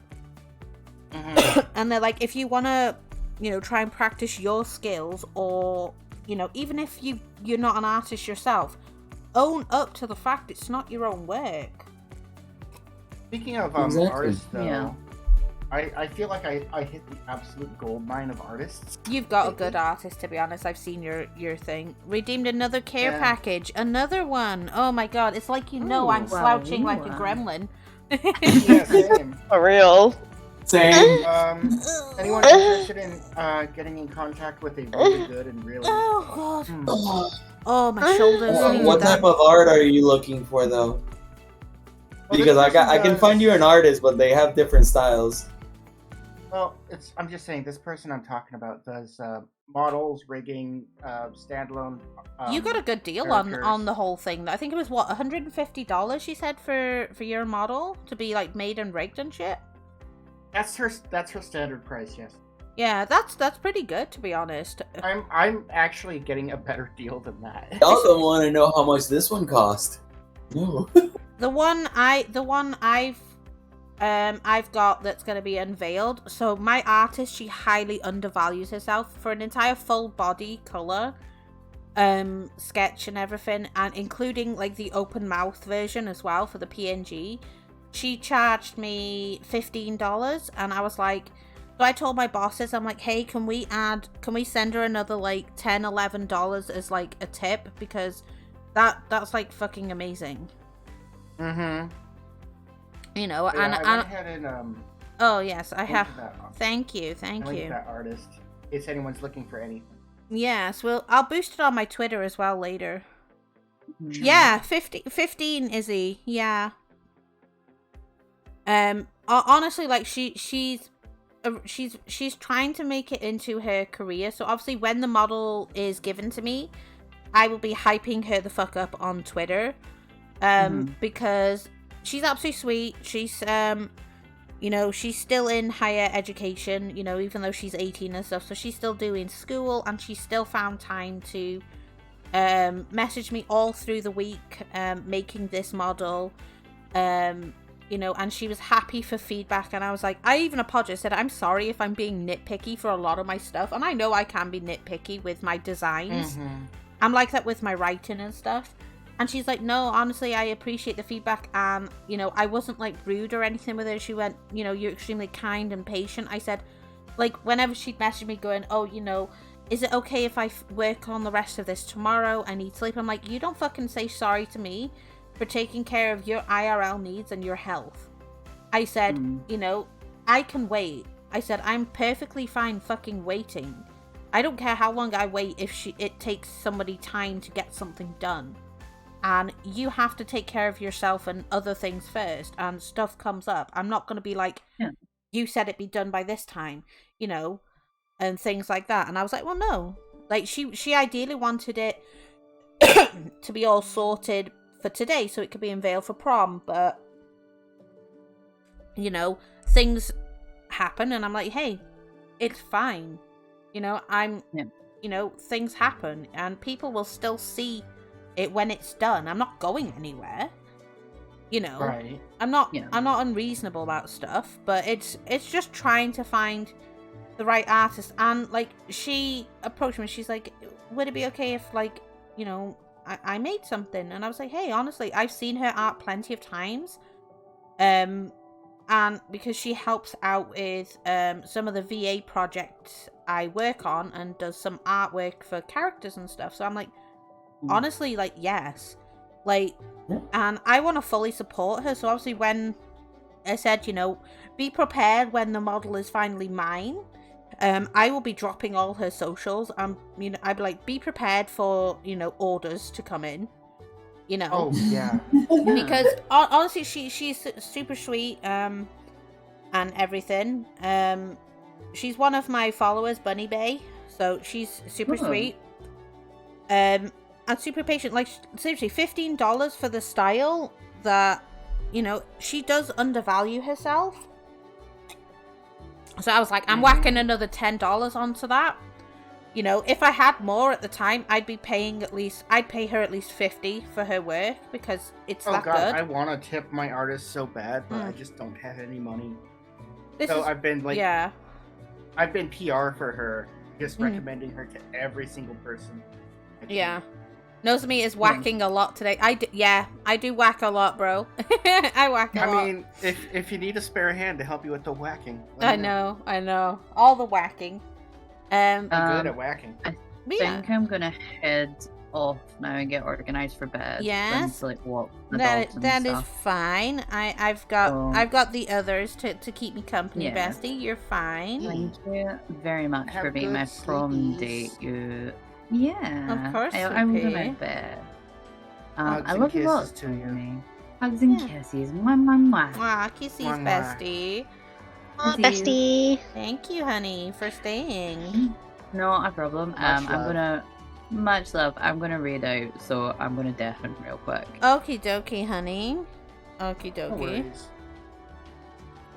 Let's see. It's like if she reads to my channel, I'll be like, excuse me, ma'am. I kind of hope she does. That'd be fun. Oh, I've had that done before. Ambrosia did it as well. They made it out to me as soon as I was going live. I was like, "Oh, you precious bean, fucking love you." Aw. I mean, you're just so full of love, Nozo. I know. I'm full of too much love. It's like there's not enough people. I can't. You know, you all live so far away. I can't give y'all hugs and everything. I'm like, I want to give you hugs. Oh no. I've got a really nice playlist for today though. I was super happy. And then I found some fantasy ones that I'll be using for like the rest of my folklore, but I was like, I've got to make it like catchy and like romantic and stuff as well. I like songs. It's definitely something that defines you. Thank you. Redeem fireworks, of course. Let's grab those fireworks. There we go. I'm trying to build up points. There we go. Nice firework display. Yay! Fireworks! We had a 3D model made once by a friend. Like, he's a friend now, but he just walked into our stream once and then just said like, "Hey, can I make a 3D model of you?" And I'm like, okay. I know, right? Like, I thought about it so weirdly, but then at one point they addressed it. It's like, no, I'm not charging you anything. I'm like, what? Holy shit, really? Dude! The funny thing is that once like he started the project, he saw I sent him a reference and everything else. He got the full model like set up and everything. Oh, he even set it up for rigging and all that stuff. And I'm like, dude, I have to give you something for this. Yeah. And he's like, no, whatever you consider it's worth. And I'm like, so I'm just gonna go by area. He's Canadian. Yeah. So when they transferred from US currency, I send him around like 200 somewhere around there because a friend had told me like that's how much model would actually cost in a basic. Yeah. So when it transferred into Canadian, his first model that he made for me, I literally paid him over $400. Oh damn, bro. I'm like, no, keep that. That even if it transferred for me, I handed you my type of currency, how much I thought it was gonna cost, and how much it was paid. Yeah. It's not my fault that your currency is higher. I think at the minute for my currency, I think it's like, I'm not sure with the currency conversion, but like, I'm in British pounds. That's expensive, man. Mm-hmm. But like, it's you know, I'm still amazed. Like, people have money to just drop stuff. Than this one. It's one of those like I'm still shocked. It's like whenever I see like if I check my emails in the morning and I'm like, oh somebody's bought you something off Throne. I'm like, yo, you got money. Oh my god! For this one, I dropped over more than 1,600. Definitely. I'm like, oh my god. What is going on? It's like super crazy. But yes. Right, let me see. Who is... Right. So let's pull up some information about the changelings. Because yeah, I still haven't forgotten. But ADD brain is like, woof! Other directions. I'm like, God's sake. So, fairy changelings. Y'all ready? Yeah. So, it was firmly believed at one time in Wales that the fairies exchanged their own weakly or deformed offspring for the children of mortals. The children supposed to have been left by the fairies in the cradle or elsewhere was commonly called a changeling. This faith was not confined to Wales. It was as common in Ireland, Scotland and England as it was in Wales. Thus, in Spenser's Fairy Queen's reference, made in the following words to this popular error, and her base elfin brood there for thee left. Such men do changelings call, such changed by fairies' theft. That's by the Fairy Queen in BK 1, chapter 10. I've got references, y'all. The same superstition is thus alluded to by Shakespeare. A lovely boy, stolen from an Indian king, he never had so sweet a changeling. That's from A Midsummer Night's Dream, Act 2, Scene 1. And again, in another of his plays, the fairy practice of exchanging children is mentioned. Oh, that it could be proved that some night-tripping fairy had exchanged in cradle clothes our children where they lay, and called mine Percy his Plantagenet. Then would I have his Harry and he mine, from Henry IV, Part 1, Act 1, Scene 1. In Scotland and other countries, the fairies were credited with stealing unbaptized infants and leaving in their stead poor, sickly, noisy, thin babies. But to return to Wales, a poet in Y Brython, Volume 3, page 103, thus sings, Clawer plentyn teg eith gand ddynt, pan y cymbrant Helen here. O ddi ar anwyl dda reini, I drigfannu difri dear. But many a lovely child they've taken, when long and bitter was the pain, from their parents' loving dear to the fairies' dread domain. John Williams, an old man who lived in the Penrhyn Quarry district, informed the writer that he could reveal strange doings of the fairies in his neighbourhood, for often they changed children with even well-to-do families, he said, but more he would not say, lest he should injure those prosperous families. It was believed that the fairies were particularly busy in exchanging children on Nos Hwyl Ifan or St. John's Eve. They were, however, effectual means for protecting children from their machinations. The mother's presence, the tongs placed crossways on the cradle, the early baptism of a child were all preventatives. In the Western Isles of Scotland, fire carried round a woman before she was churched, and round the child until he was christened. Daily, night and morning, preserved both from the evil designs of the fairies. Brand, Volume 2, page 486. And it was shortly shown that even after an exchange had been accomplished, there were means of forcing the fairies to restore the stolen child. It can well be believed that mothers who had sickly or idiotic babies would, in uncivilized places, gladly embrace the idea that the child she nursed was a changeling, and then, naturally enough, she would endeavour to recover her own again. The plan adopted for this purpose was extremely dangerous. I will, in the following tales, show what steps were taken to reclaim the lost child. Pennant records how a woman who had a peevish child acted to regain from the fairies her own offspring. His words are, "Above this is a spreading oak of great antiquity, size and extent of branches. It has got the name of Fairy Oak. In this very century, the 18th, a poor cottager who lived near the spot had a child who grew uncommonly peevish. The parents attributed this to the fairies and imagined that it was a changeling. They took the child, put it into a cradle and left it all night beneath a tree in hopes the Tylwyth Teg, or fairy family, or fairy folk, would restore their own before the morning. When morning came, they found the child perfectly quiet, so went away with it, quite confirmed in their belief." That's from the History of Whiteford,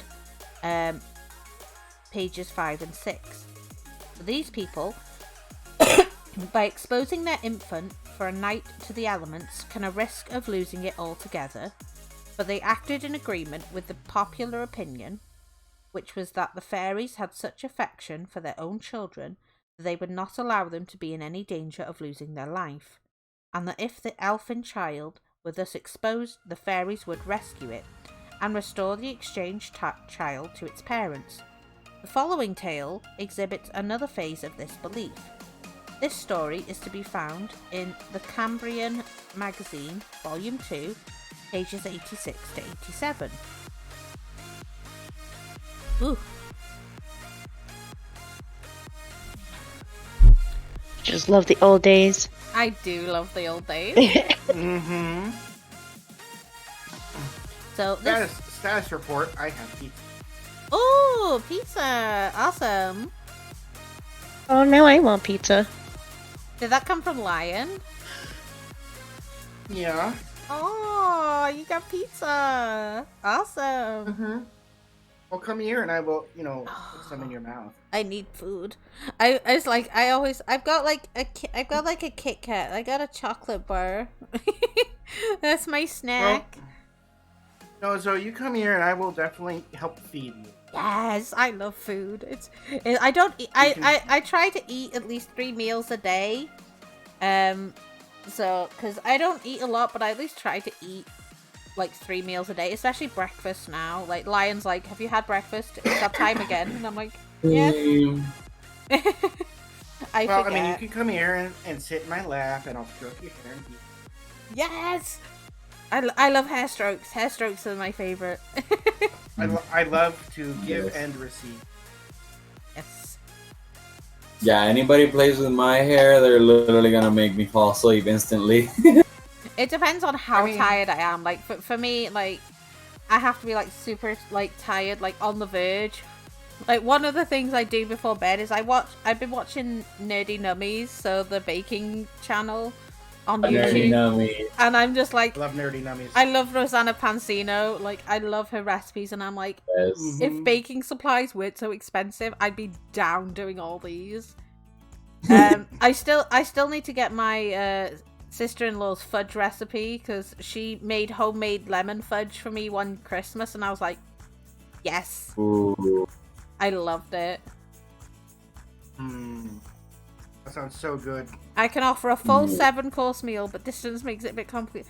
I know. Homemade food. Oh. Honestly, yeah. Lion's a chef. Lion cooks, and I'm just like, fucking feed me. But he's like, if I've got snacks on my throne, he'll like buy snacks and stuff like that and just be like, there you go. And I'm like, yeah. Oh, I've got snacks on mine. Yeah.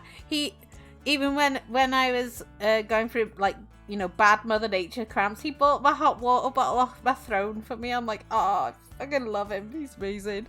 I love it. I like being taken care of. I'm like, yes. Take care of me. I always make sure I take care of other people before myself, so it's always nice when, I get all the special treatment. Even if it's just like, I get to sleep in weekends are my sleep in time, and it's a case of, you don't disturb me on a weekend. It's like, let her sleep in. Because, I'm up at 7, like, every day in the week, doing adult things. Oh... Yeah, when I have to get up for work, I have to get up at like 5 a.m. Oh my god. Yeah. That'd drive me at the wall. I used to do that though. When I worked in retail, I'd be up at like 5 a.m., 5:30, and then... That's the Eggy.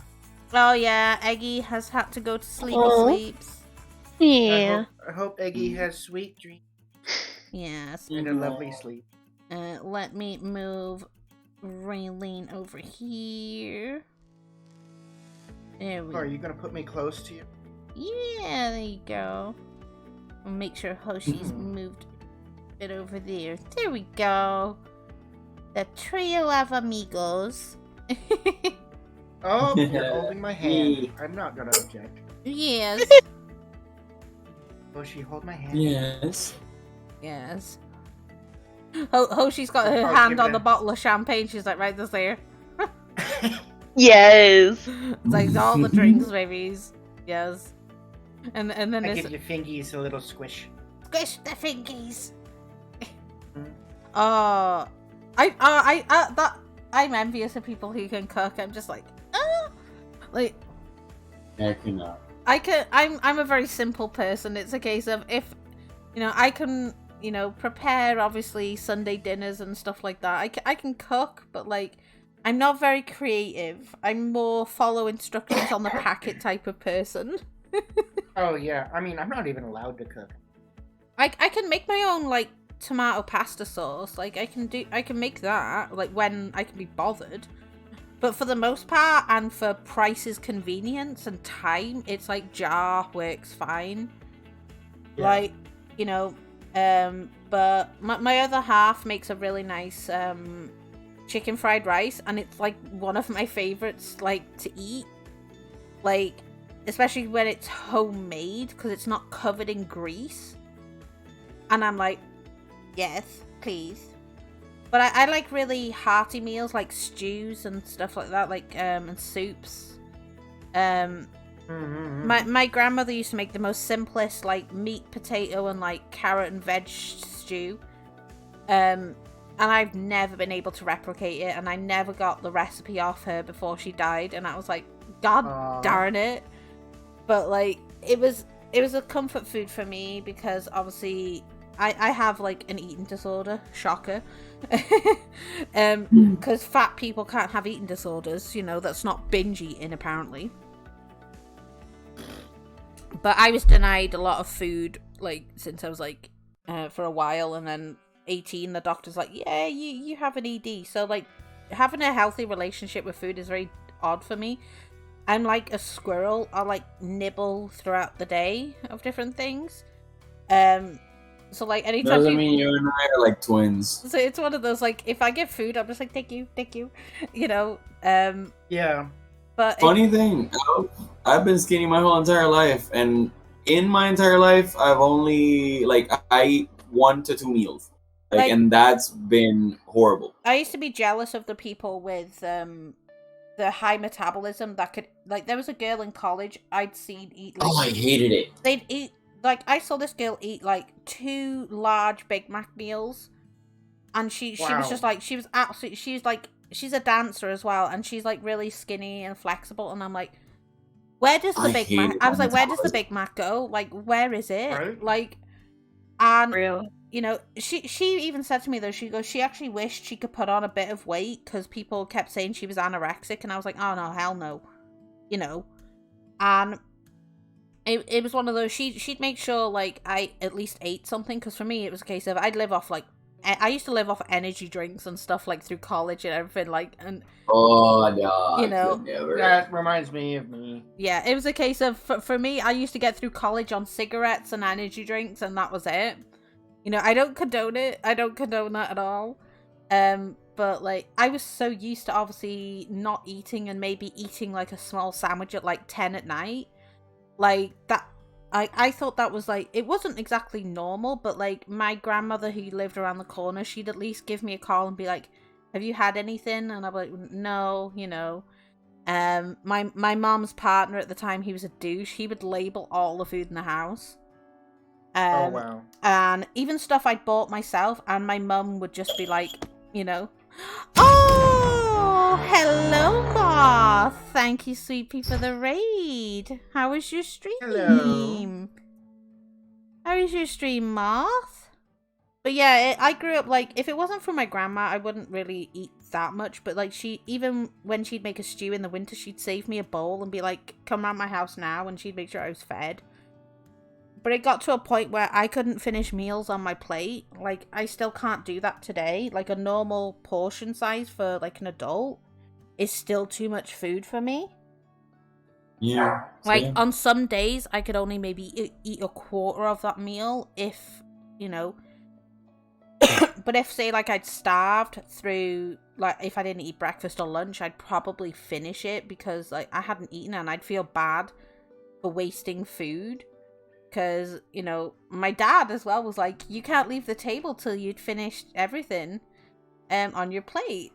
And I was like, okay, you know, and then that was a fear as a child, like, oh God, you're going to get in trouble for not eating food. So food's a big weird one for me.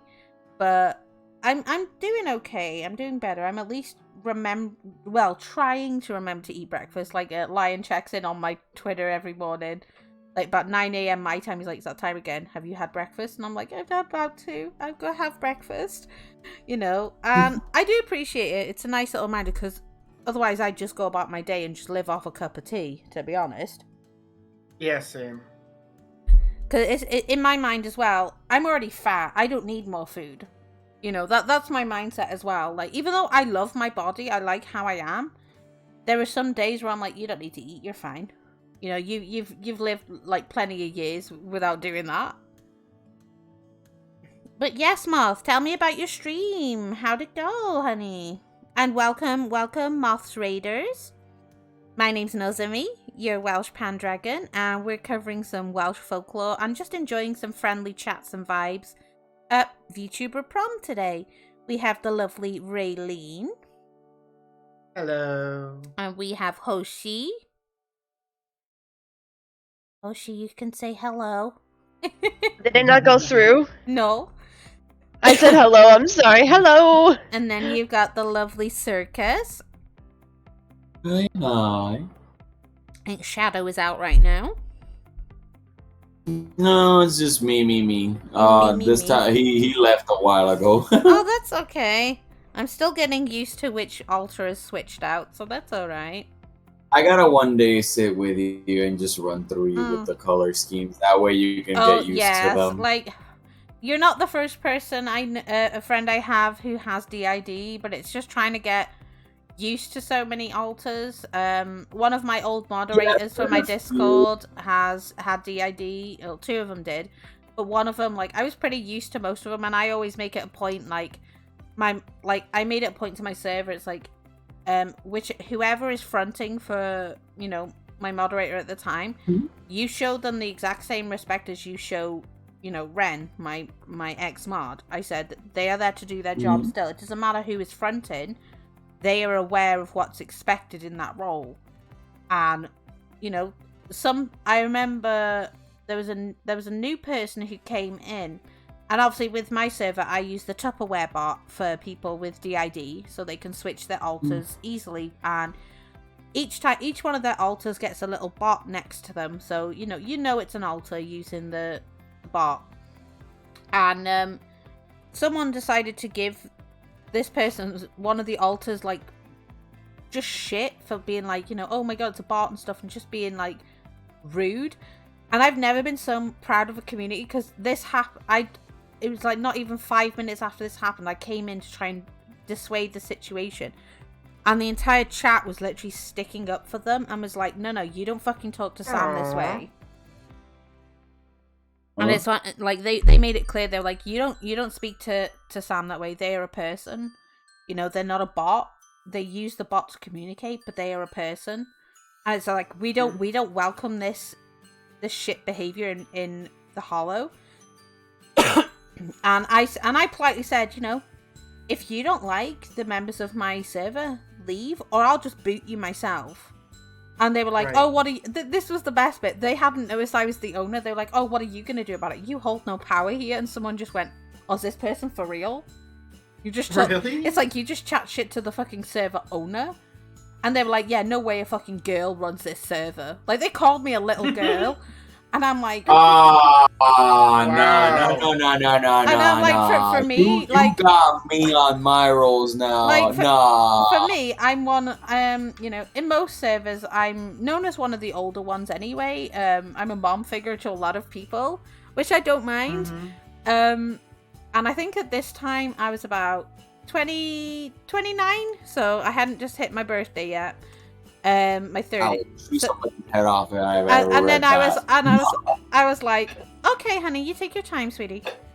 And then I was like, no way. So I was like, nah, you don't call me little girl. It's like, you know, because they were like, oh, you know, I bet you're like a weeby, like 15-year-old. And I'm like, I don't fucking, I don't remember how old, you know, it was to be 15, mate. That was fucking years ago for me. I don't remember that. I would literally go, well, the same amount as your attitude.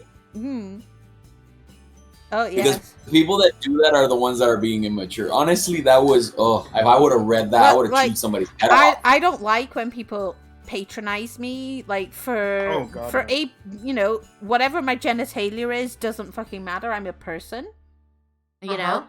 But then it's like when they're like, oh, you know, you're just like a little girl, you know, you don't get to tell me what to do. It's like, well, you're in my fucking space. You don't tell me what to do. And you don't get to ruin the nice moods I get. Because it's very rare that Nozomi, myself, that I get angry. It is very, very rare. I don't understand where that mentality comes from, because if we're gonna go by, like, let's go facts and logic. About to clock in, but needed to see my Nozomi. Oh, basically, we're talking about disrespectful a-holes, Reaper. But how are you, darling? I hope you slept well. But basically, I'm just retelling a tale about somebody who decided to mouth off at me as the server owner of my server. And called me little girl. And, oh yeah, someone come here. Oh no, this is a while back, sweetie. This is like last year. And it was kind of funny, like, they were like, my chat was like, you did not just speak to Nozomi that way. And it's one of those, one of my mods just literally came in and she's like, nah, fuck this. And yeeted them. And it's like nice. You can, like, after giving them a big fucking mouthful, it's like, you don't get to come into this safe space that's been created to mouth off at one of the moderators who has DID and they are perfectly capable of doing their job. You were being a dick and out of line. Then it's like, then you mouthed off at Nozomi, who, by the way, is the owner of the server and the creator who has made this space. And then you mouth off at her, calling her a little girl. It's like, bitch. And it's like, she was like, do you talk to your mum that way? It's like, you can, she was very colourful. She was like, you can basically fuck off with that shit. And I was like, right. But it's one of those, I didn't even get to, like, and the thing was, I messaged them in the meeting hall after, and I was like, I wanted to yell at them. I don't lose my temper very often at all. Like, it's very rare. Like, but if, like, you upset the people I care about, I don't tolerate that shit, and people don't believe that I can lose my temper because Nozomi is so kind. Nozomi is so sweet. She's so friendly. She's loving. And I'm like, I want to keep that attitude. I would never want to see you mad. It's one of those. It's a weird. It's a weird thing. It's a once in a red moon. I've noticed is that the sweetest people cage the strongest demons. Oh yeah, like, you know, it's we all have like our traumas, our issues. Like, I'm not perfect by any means, you know. And it's a case of, even some days I get annoyed by people. Like, I don't tell that to people because that's my business. But like, when I read things on like Twitter of just like entitled people, I'm like, what the fuck are you on? I will judge them, you know. But I am accepting of all people. But if you are a dick for no reason, or if you bully somebody else, or if you, I understand we can sometimes misgender or mispronounce somebody. Yeah, but that happens. But we rectify it as long as you can accept. And it's like, I'm very sorry, because I've done it sometimes, and I apologize, and I'm like, please remind me, because I will forget sometimes. Yeah. But I always make it a point, like, even before I meet up with my guests, I do a pronoun check. I want to make sure, and even if I misgender somebody in chat, you know, they're always free to correct me. But it's when people basically make it out that you've ruined their entire fucking life by, you know, you've accidentally mispronounced them or misgendered them. And it'll be a case of, mind you, so take, for example, I know quite a few trans people within the community. Hello. And then it's a case of if somebody gets, like, if you hear them first time in a VC and you don't know they're trans and they lose their absolute shit with you, and I'm like, bro, I didn't know you were trans. You never made any indication to that. You know? So it's a case of how is one supposed to approach it when it's never discussed? Right, and it's like, I know how my voice sounds. Gotta clock in. Try to sneak in. Well, I've told you I love your voice how it is, sweetie. I know, but I don't. Love you too, Reaper. Like, I honestly, like, when you first, like, spoke to me without your voice filter and stuff, and you told me you're trans, I was like, honey, you sound extremely feminine, and I loved it. I was like, you know, your voice is absolutely beautiful. Aww. You know, and you're an amazing person. Like, for me, it doesn't matter what is in between your legs, period. You know, if you've got boobs or not, it doesn't matter. You know, even if you're on, you know, hormone therapy or not. It is how you treat other people. Like, for me... And I was just gonna say, if people come into VC and she's like, hey man, what's up? And I'm like, me? Yeah. Like, yeah, what's up? And like, oh, well, first things first, I go by she, her. Yeah. Otherwise, yeah, I'm doing good. How are you? That's what I mean. No? Like, sometimes people do, like, pet names. So you got, like, bro, dude, and stuff. Like, to me, everybody's a dude. Like, you know. Right, I call my wife dude. Yeah, for me, it's like, you know, everybody's a dude, you know, because it's like, I don't like the term dudette. It's like, that's just weird. It's like we have to include dudettes. I'm like, no, dude is just universal. It's like Kel said, I'm a dude, he's a dude, she's a dude, we're all dudes, yeah.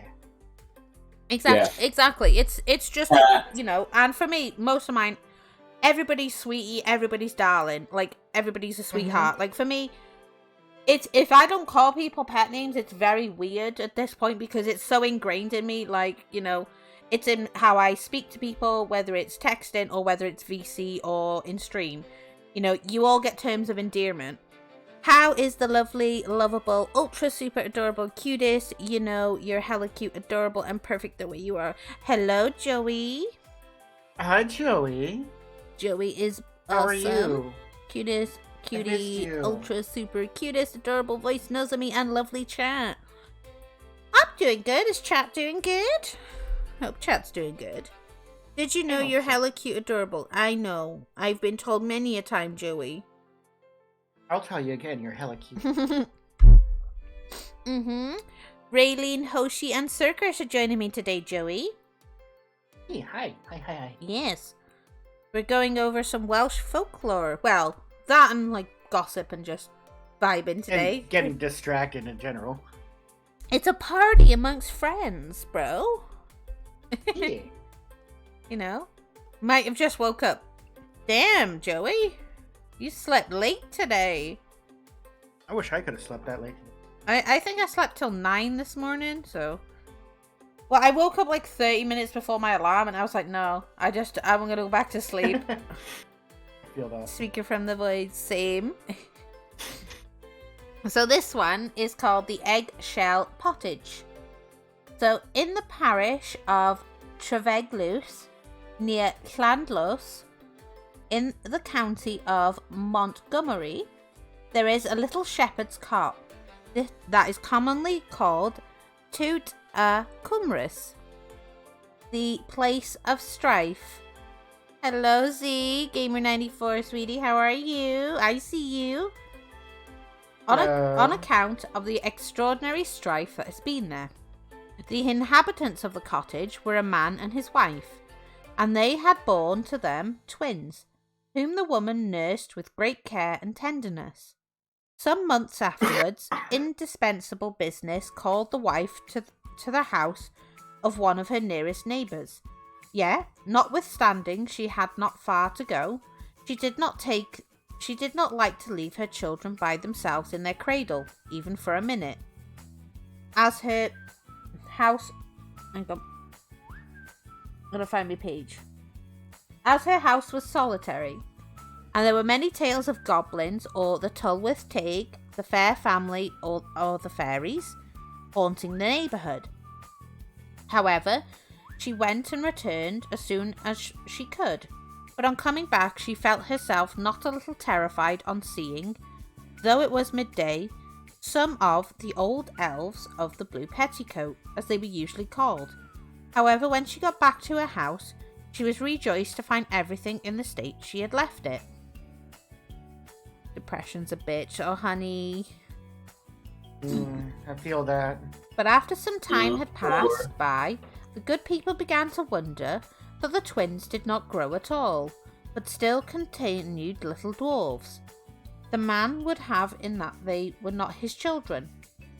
The woman said that they must be their children, and about this arose the great strife between them that gave name to the place. One evening, when the woman was very heavy of heart, she determined to go and consult a gwir cyfarwydd, i.e. a wise man or a conjurer. Feeling assured that everything was known to him, he gave her his counsel. Now there was to be a harvest soon of the rye and oats. So the wise man said to her, "When you are preparing dinner for the reapers, empty the shell of a hen's egg and boil the shell full of pottage and take it out through the door as if you meant it for dinner to the reapers, and then listen what the twins will say. If you hear the children speaking things about the understanding of children, return into the house, take them and throw them into the waves of Llyn Ebir, which is very near to you. But if you don't hear anything remarkable, do them no injury." And when the day of the reaping came, the woman did as her adviser had recommended to her. And as she went outside the door to listen, she heard one of the children say to the other, "Gwelais fesyn sy'n gweled derwyn. Gwelais wicyn gweled ia. Erioed ni welais, fer wi oedd I feddwl. Mewn plisgyn wi ia. Acorns before oak I knew, an egg before a hen. Never one hen's egg shall stew. Enough for harvest men." On this, the mother returned to her house and took the two children and threw them into the llyn. And suddenly the goblins in their trousers came to save their dwarfs, and the woman had her own children back again, and thus the strife between her and her husband ended. The writer of the preceding story says that this was translated almost literally from Welsh, as told by the peasantry, and he remarks that the legend bears a striking resemblance to one of the Irish tales published by Mr. Croker. Many variants of the legend are still extant in many parts of Wales. There is one of those recorded in Professor Rees's Welsh Fairy Tales, A Cymroda, Volume 4, pages 208 to 209. It is much like that given in the Cambrian magazine. Ooh.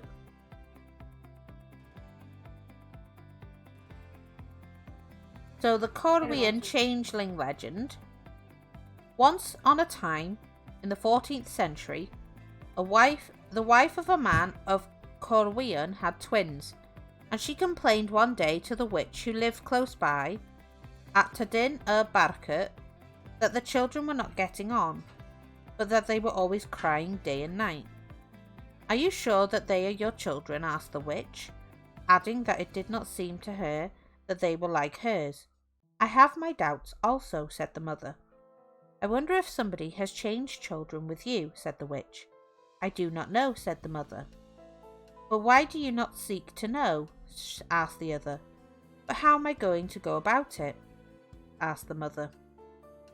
The witch replied, "Go and do something rather strange before their eyes and watch what they will say to one another." "Well, I do not know what I should do," said the mother. "Oh," said the other, Take an eggshell and proceed to brew beer. It's in the chamber aside, and come here to tell me what the children will say about it." She went home and did as the witch had directed, and when the two children lifted their heads out of the cradle to see what she was doing, to watch and to listen, then one observed and said to the other, "I remember seeing an oak having an acorn." To which the other replied, "And I remember seeing a hen having an egg." And one of the two added, "But I do not remember before seeing anybody brew beer in the shell of a hen's egg." The mother then went to the witch and told her what the twins had said to one another, and she directed her to go to the small wooden bridge not far off, with one of the strange children under each arm, and there to drop them from the bridge into the river beneath. The mother went back home again and did as she had been directed. When she reached home this time, to her astonishment, she found that her own children had been brought back. There is one important difference between these two tales. In the latter, the mother drops the children over the bridge into the waters beneath, and then goes home without noticing whether the poor children had been rescued by the goblins or not. But on reaching her home, she found in the cradle her own two children, presumably conveyed there by the fairies. In the first tale, we are informed that she saw the goblins save their offspring from their watery grave. Subjecting peevish children to such a terrible ordeal as this must have ended often with a tragedy, but often in such cases superstitious mothers could easily persuade themselves that the destroyed infants were undoubtedly the offspring of elfins, and therefore unworthy of their fostering care. The only safeguard to wholesome infanticide was the test applied as the superhuman precociousness or ordinary intelligence of the children. Another version of this tale was related to me by my young friend, the Reverend D.H. Griffiths, of Clocanog Rectory near Ruthin. The tale was told him by Evan Roberts, Frithdagored Llanfrog. Mr. Roberts is an aged farmer.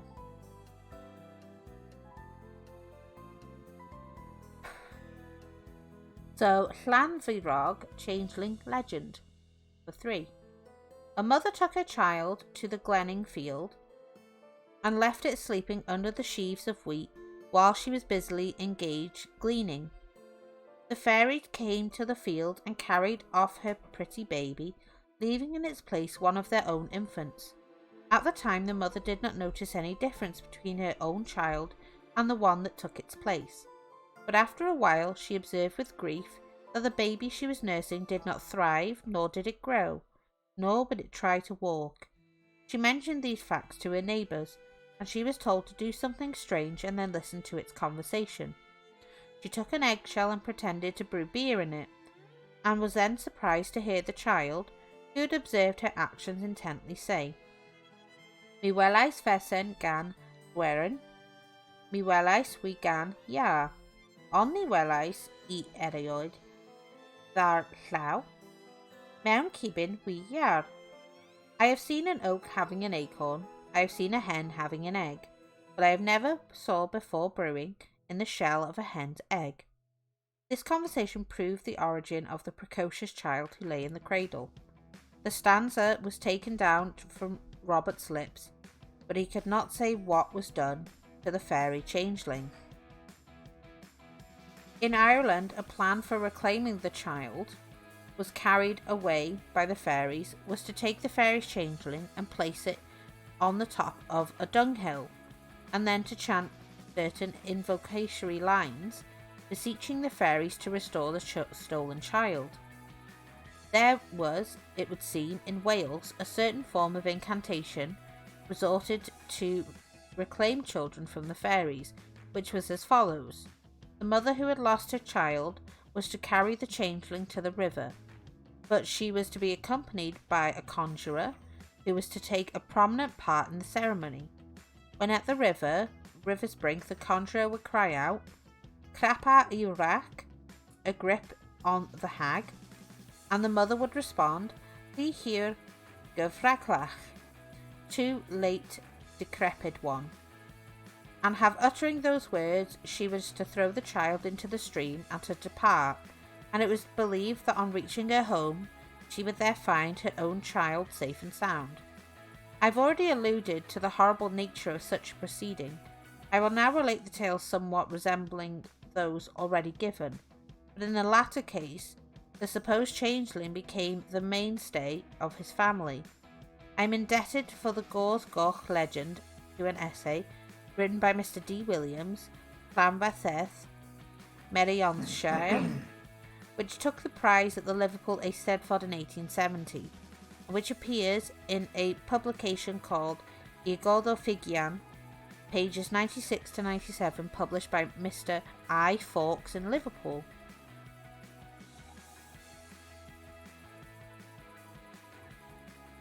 Number 4. The Gor Goch Changeling Legend.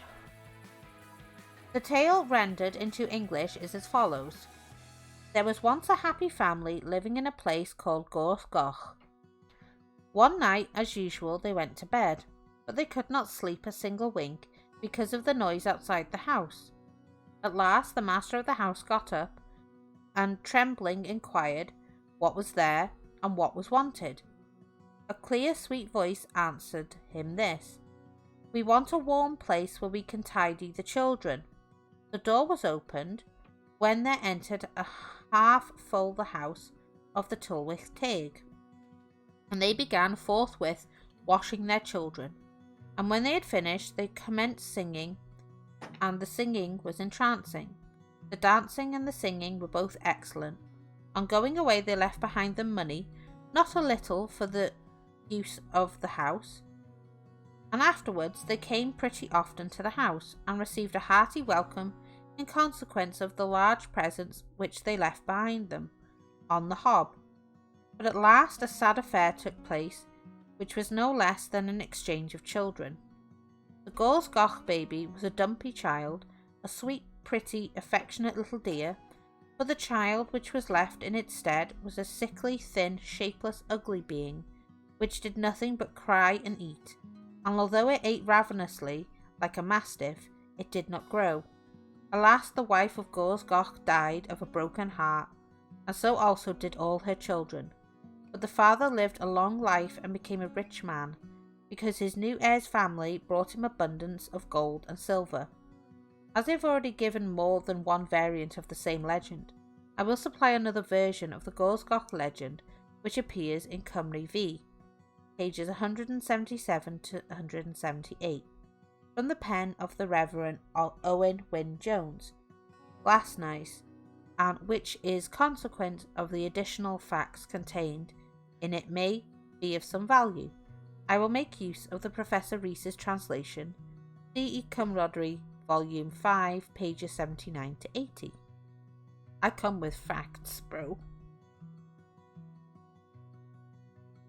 Another version of the Gors Goch legend. When the people of the Gors Goch one evening had gone to bed, lo, they had a great row and disturbance around the house. One could not at all comprehend what it might be that made the noise that time of the night. Both the husband and the wife had waked up, quite unable to make out what they might be there. The children also woke, but no one could utter a word. Their tongues had all stuck to the roofs of their mouths. The husband, however, at last managed to move and to ask, "Who is there? What do you want?" Then he was answered from without by a small silvery voice. "It is room we want to dress our children." The door was opened, and a dozen small beings came in and began to search for an earthen pitcher with water. There they remained for some hours, washing and titivating themselves. As the day was breaking, they went out, leaving behind them a fine present for the kindness they had received. Often afterwards did the Gors Goch folks have the company of this family, but once there happened to be a fine roll of pretty baby in the cradle. The fair family came, and as the baby had not been baptized, they took the liberty of changing him for one of their own. They left behind in its stead an abominable creature that would do nothing but cry and scream every day of the week. The mother was nearly breaking her heart on account of the misfortune, and greatly afraid of telling anybody about it. but everybody got to see that there was something wrong at Gorse Gorch, which was proved before long by the mother dying of a longing for her child. The other children died broken-hearted after their mother, and the husband was left alone with the little elf without anyone to comfort him. But shortly after, the fairies began to resort again to the hearth of the Gorse Gorch to dress the children, and the gift which had formerly been silver money became henceforth pure gold. In the course of a few years, the elf became the heir of a large farm in North Wales, and that is why the old people used to say, "Shoe the elf with gold and he will grow." It will be observed that this letter version differs to one remarkable incident from the preceding tale. In the former, there is no allusion to the fact that the changed child had not been baptized. In the latter, this omission is specifically mentioned as giving power to the fairies to exchange their own child for the human baby. This preventative carries these tales into Christian days. Another tale, which I will now relate, also proves that faith in the fairies and in the efficacy of the cross existed at one of the same.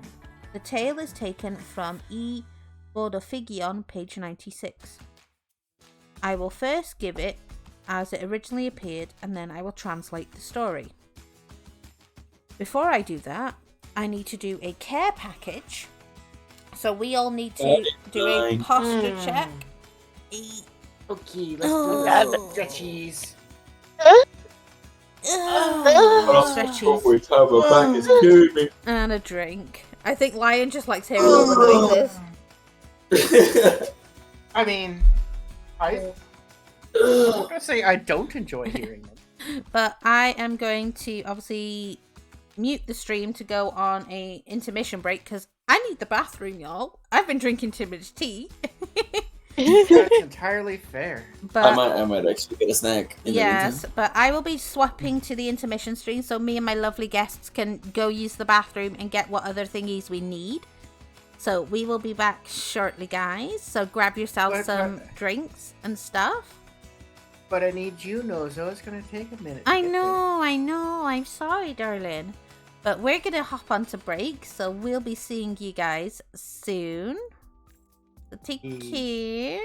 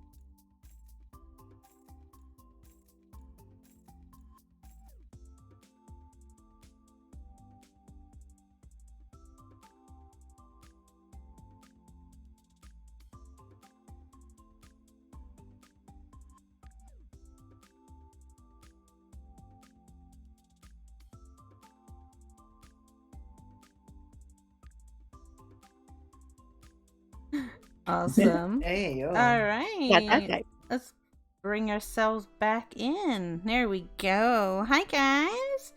I hope you've all had a lovely break.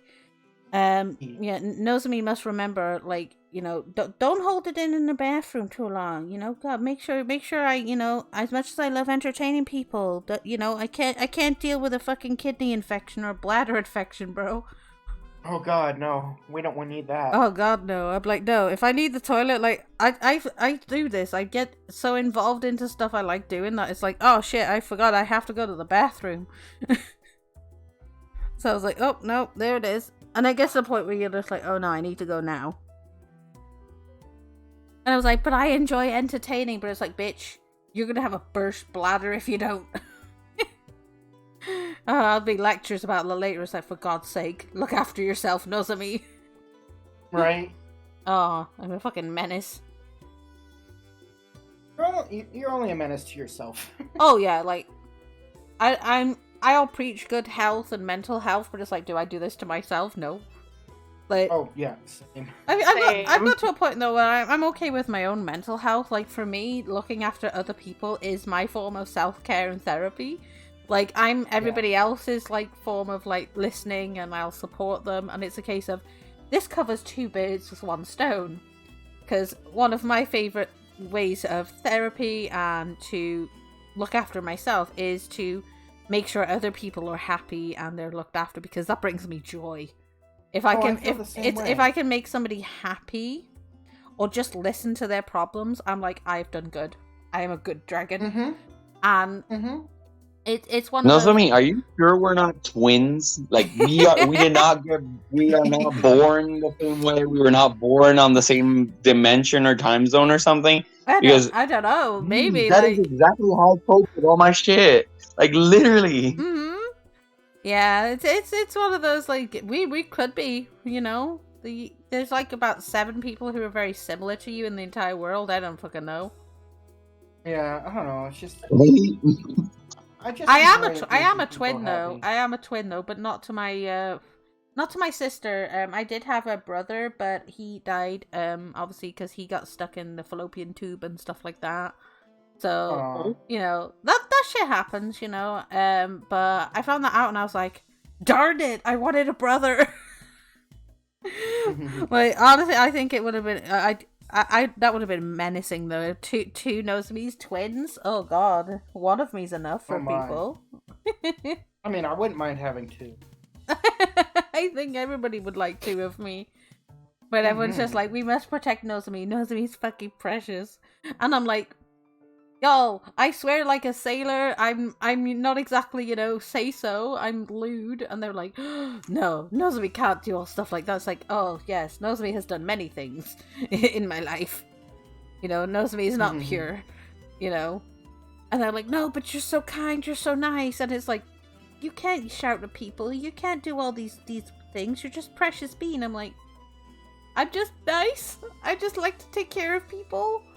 I like to give them, basic human decency, which is very rare. Right. People are like, what is this? Human decency? What? And I'm just like, well, yeah. For me, like, I like to manners are a key thing for me. Like, please, thank you. It's one of the reasons I put one of those scam artists on blast on Twitter the other day, because it's like, you were just very rude to me. You just don't come into my DMs and just, don't even know that I've debuted, I'm a streamer, or my content.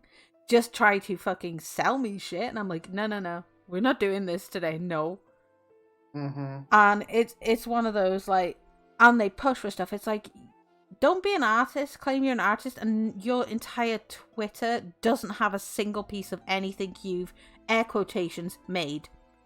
And they're like, oh, I only show my art to my followers when they need it. It's like, no.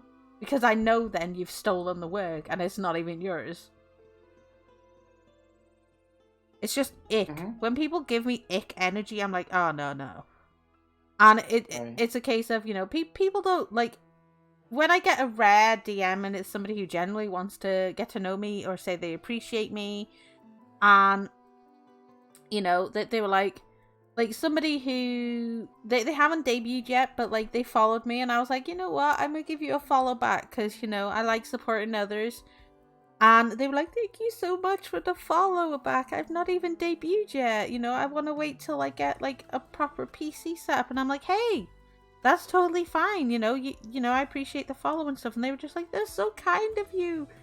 I was like, well, it's just me being nice, you know? I think it's very, like, I do feel bad, like, because a lot of people, they've not experienced that kindness in their life, you know? And I'm like, I gotta make y'all feel special. I gotta, you know, make y'all, like, give all the nose of me love out, you know? That's the thing, right? Yeah. I just people need to know that they're appreciated and loved. Oh, yeah. Definitely. Like, and I don't think many people do that. You're nice and beautiful and deserve all the love. Hello, Paolo, my favorite jellyfish. How are you, sweetie? I have claimed Paolo. Paolo is mine. I own Paolo because jellyfish are my thing. I love jellyfish. And somebody near and dear to me was like, I know a jellyfish VTuber here. Send me Paolo's things. So I was like, this is mine. He's mine now. I'm taking them. They're mine. You know. Wait. Does that mean I own you? What? Is that how... Oh, I probably am owned by a lot of people. And they're just like, we like this one. We take this one. We've adopted this one. Oh, I've adopted so many. It's like my babies. Oh yeah, like I've had somebody who was like, can I adopt you as my mom? And I'm like, hell to the fucking yes, you can. And for me, it's one of those, like, it's a lot of people who are like, I wish my mom was like you, and I'm just like, it breaks my heart, but also makes me like really happy at the same time. And I'm like, oh, you'll get all the supportive parent love from me. Much better now that you're here. Oh, thank you. I have missed seeing you guys and interacting with everyone. I don't like being sick. My cold / flu got worse like after my Saturday stream. So I was like, I woke up that Sunday after such a like very interesting stream. Like they got my first ever hype train till level 7. I cried twice on stream. It was an emotional and very, like, just really nice stream. And it was... I was just so happy. And I was like, oh, it was really intense. You missed Inge dropping 10 gift subs earlier, Paolo, as well. He was like, I need to get back on the... He was like, I need to get back on the leaderboard. And we had some biddy cheers as well. But yes, it was very intense. A lot of people were showing support, and like my guests were like going crazy, they were like, level up, they were just going mental, and they were like, no, Samia, are you okay? And I was like, I'm fine, just broken, you know, as you do. But it was like, and then Inge was like, oh, I saw your title because I was like, hype train scare me. And I was like, it's like, I haven't forgotten. But then Inge's like, here, have 10 gift subs. I now have my first place badge. And I was like, okay. Because he likes to be top of the leaderboard. He's literally the only VIP I have in my stream, honestly. Jaguar, stop by to give you a quick hello. I gotta get back to work. That's okay, Jaguar. Thank you for stopping by, sweetheart. Your joyous tears were tasty. I mean, you know, Paolo, you're a jellyfish. You do like salt water, so yes. My tears just feed Paolo now. he's like, I just love your happy tears. Here, take them. It was a mix of like shock and happiness at the same time, and I was just like, I was broken. I couldn't fathom words last week. I was like, what? Like, I think Inge himself dropped 140 gift subs on Saturday, and I was like, what? How many? 140. Jesus. Yeah. And I was like, what? I couldn't, like, understand it. I was like, what is going on? Oh. Tell them how Oh, yeah. Jacksepticeye got a gift sub last week. Oh, jeez. And I think it was a day or two before that, Z gifted Iron Mouse a sub as well for my stream. Oh, nice. And I was like, and again, what?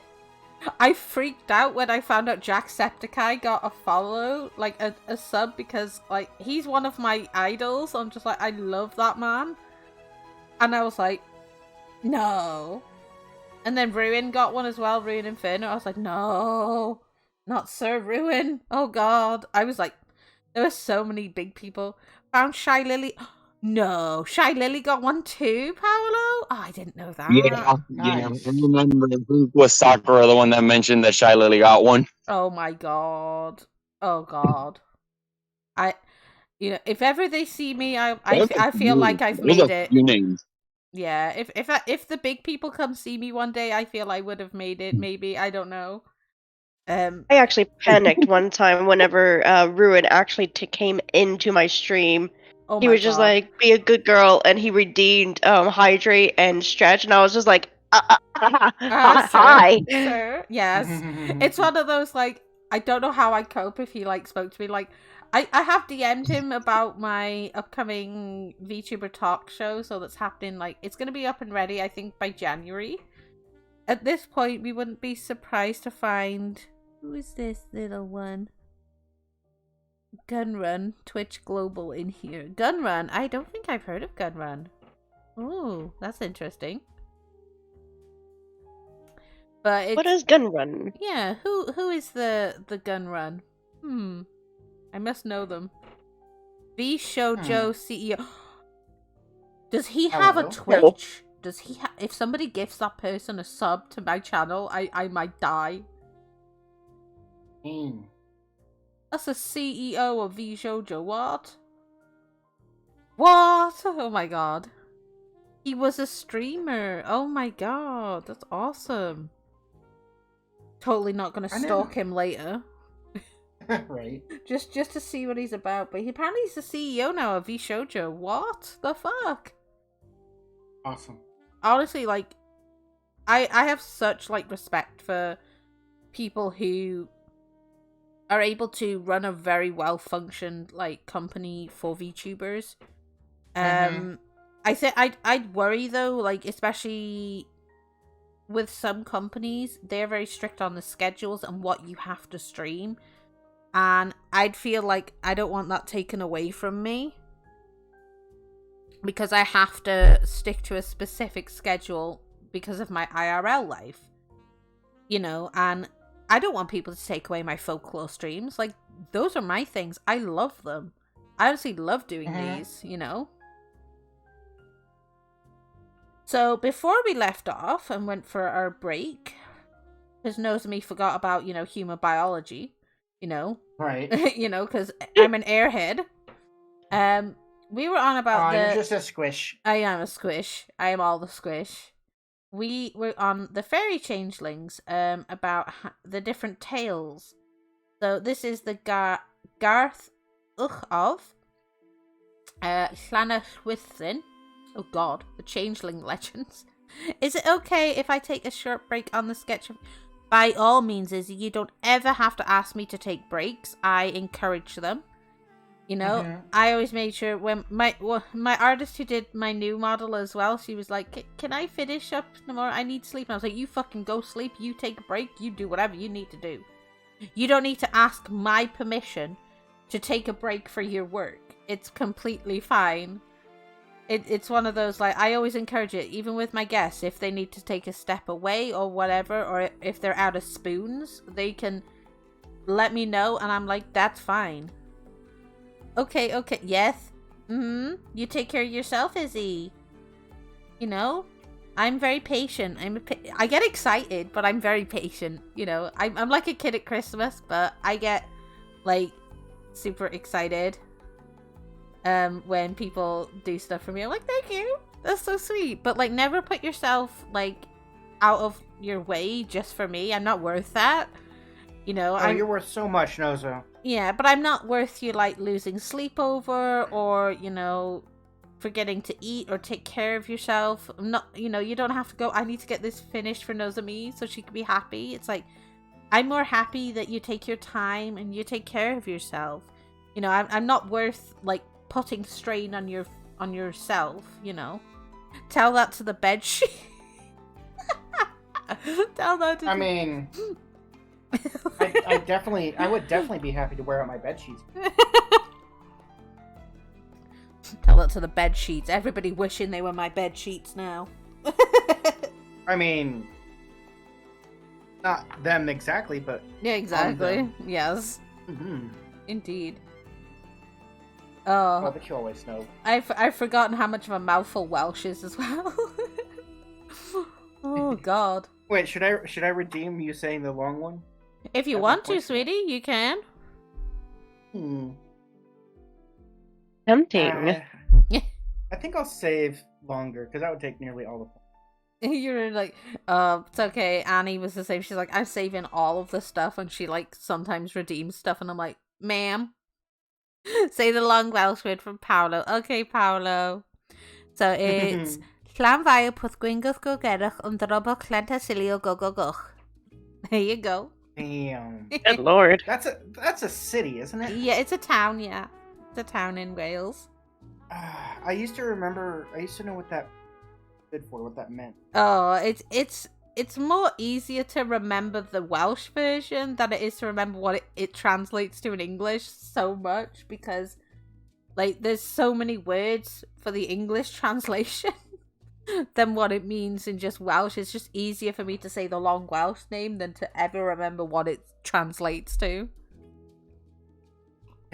I think there's a white chapel in there somewhere, if I remember. Yeah. That like the white chapel it does, on the hill next to the river or something. Yeah, something like that. Yes, it does have a translation, Paolo.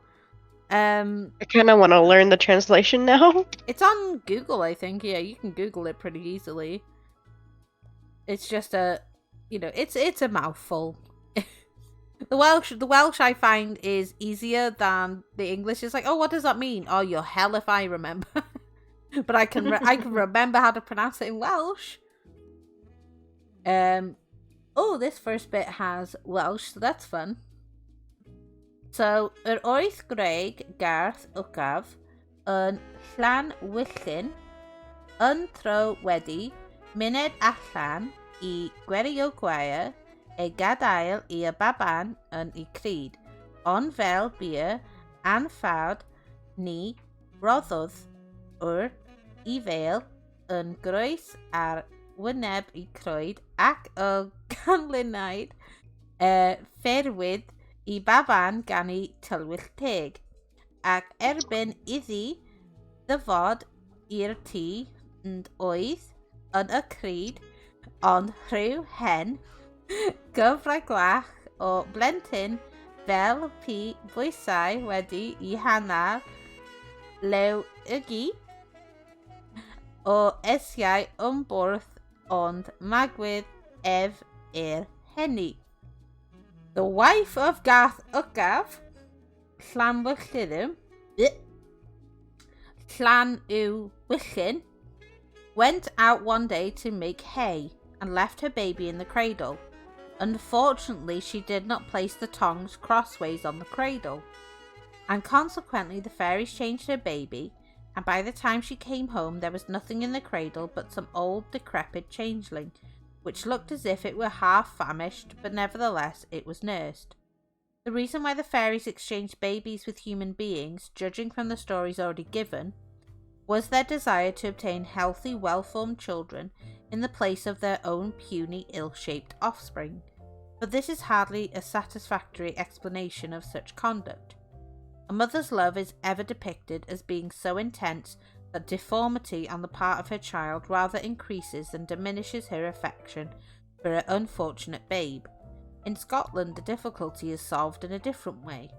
There is once thought that the fairies were obliged every 7th year to pay to the great enemy of mankind an offering of one of their own children, or a human child instead, and as a mother is ever a mother, be she elves' flesh or Eve's flesh, she always endeavoured to substitute someone else's child for her own, and hence the reason for exchanging children. In Alan Cunningham's Traditional Tales, Morley's edition, page 188, mention is made of this belief. He writes, I have heard it said by Dowsfolk, and Sponsible interrupted another, that every 7 years the elves and fairies pay Cain or make an offering of one of their children to the grand enemy of salvation, and that they are permitted to purloin one of the children of men to present to the fiend, a more acceptable offering, I'll warrant, than one of their own infernal blood, that are Satan's Sib allies, and drink a drop of the Dale's blood every May morning.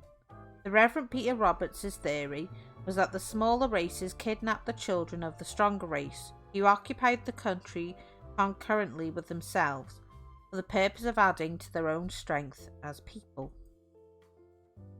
Gay in lines quoted in Brand's Popular Antiquities, Volume 2, page 485, laughs at the idea of changelings. A fairy's tongue ridicules the superstition. Whence sprung the vain conceited lie, that we the world with fools supply? What? Give our sprightly race away, for the dull helpless sons of clay? Besides, by partial fondness shown, like you, we dote upon our own. Where ever yet was found a mother who'd give her booby for another? And should we change with human breed, well might we pass for fools indeed. With the above fine satire, I bring my remarks on fairy changelings to a close. Oh my god.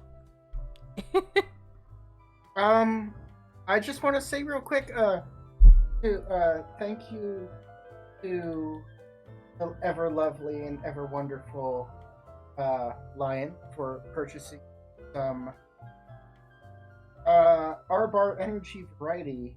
Oh, oh, Lion's at it again. Oh, that's super sweet. Yeah, that's super sweet. Super nice and sweet. Oh.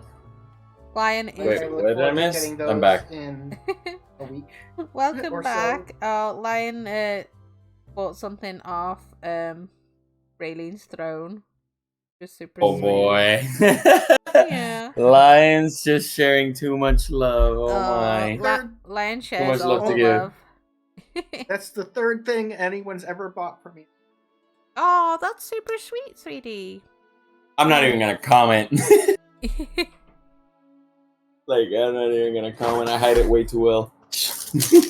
I honestly, I'm still shocked anytime like I check my emails and it's like, oh yeah, somebody's bought something off your throne, and I'm like, oh my god, thank you.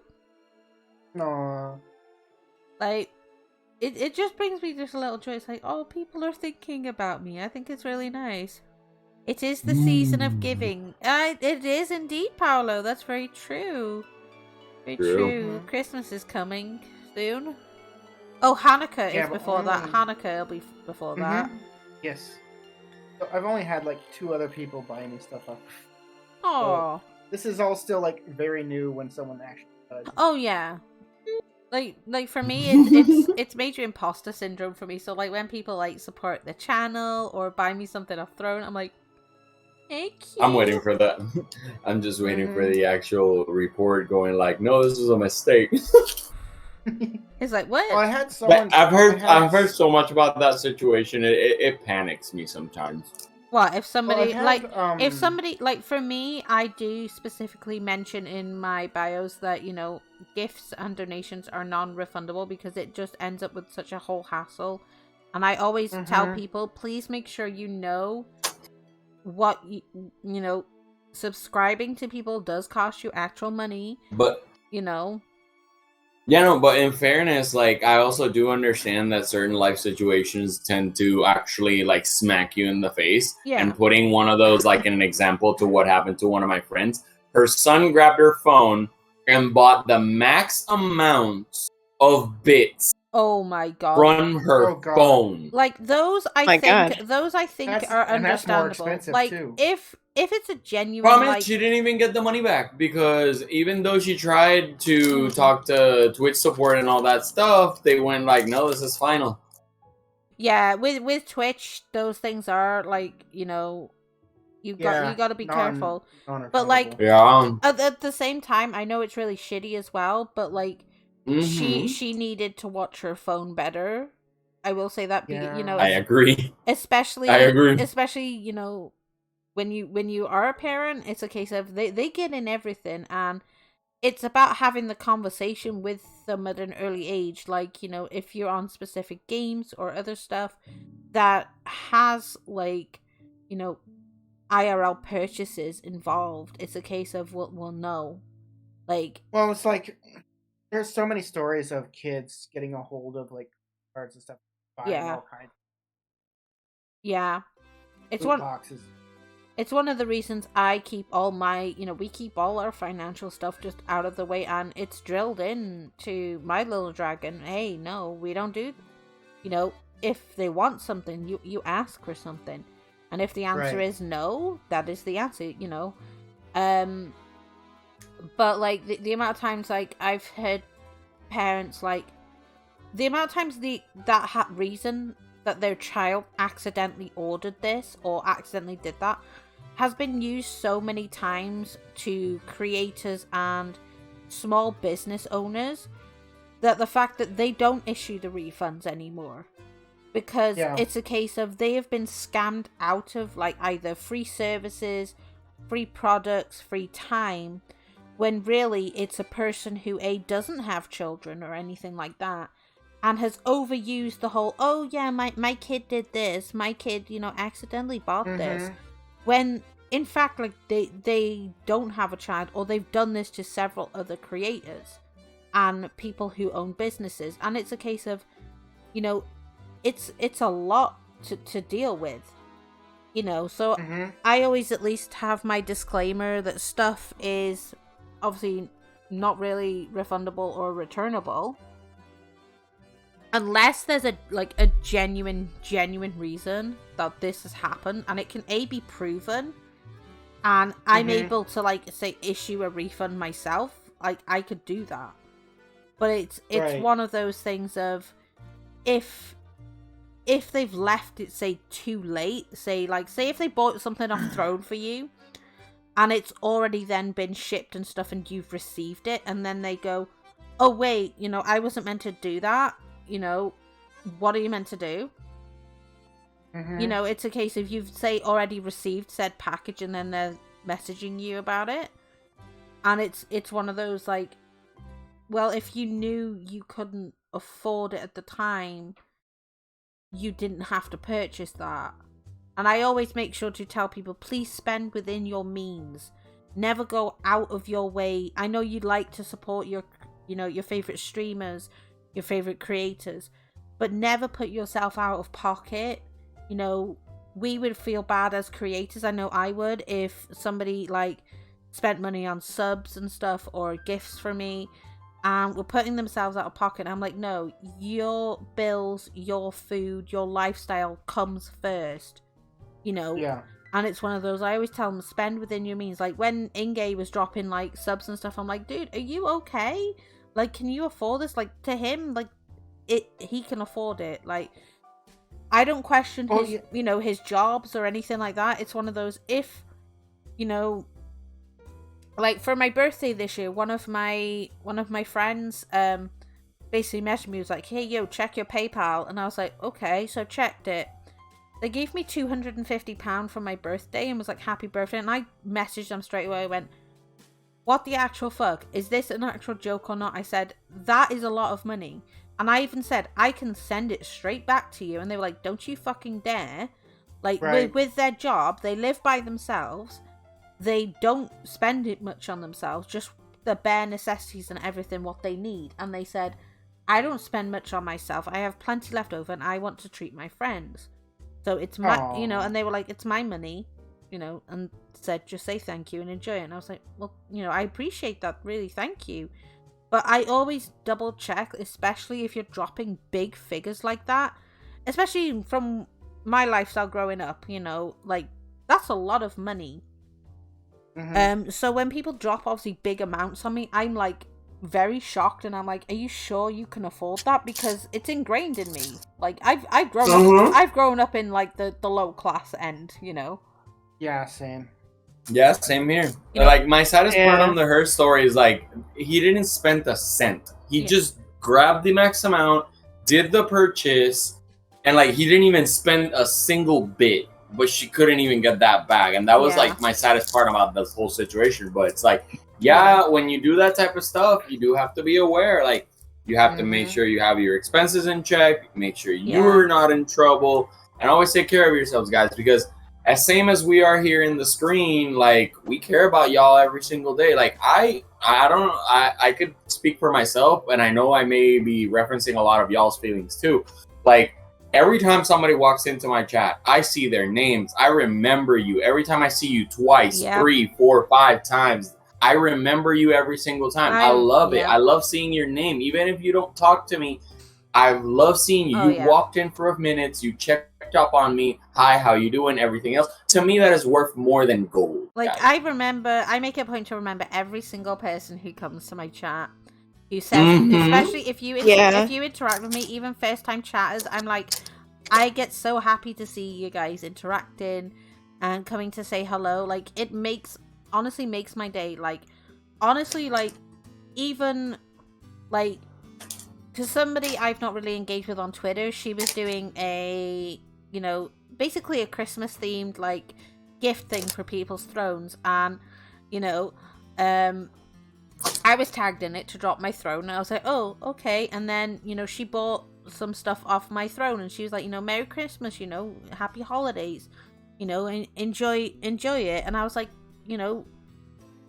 as long as you know how to, finance yourself, I'm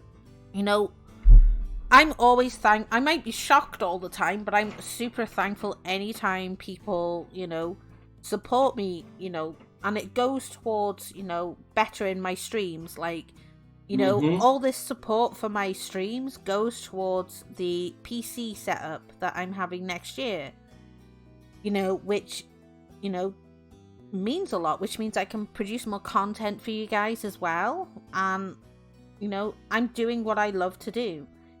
And I've come quite a long way since I actually debuted in October. It's only December. Like, it's a shock to me, Yeah, you've done so well for yourself, sweet.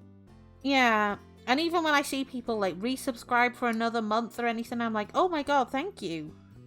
It does mean a lot to me. Like, it means it. Like, I can't put into words like how much like everybody's love and support ever truly means to me, because even though I'm a writer, I could end up writing a novel, thanking a bunch of people, just, describing, like, how I am, and how much I appreciate every person who, takes the time to, be here and support me. It means the world. I wish I could support you more. Oh, honey, I always tell you, you and your home life always come first, Yeah, right now the home life is a mess. Yeah, and especially, when your wife ended up having, getting sick, having to go to the hospital and all that stuff, like that was a lot. The wife had a heart attack. Then she had blood clots in her. Then I caught COVID. Yeah.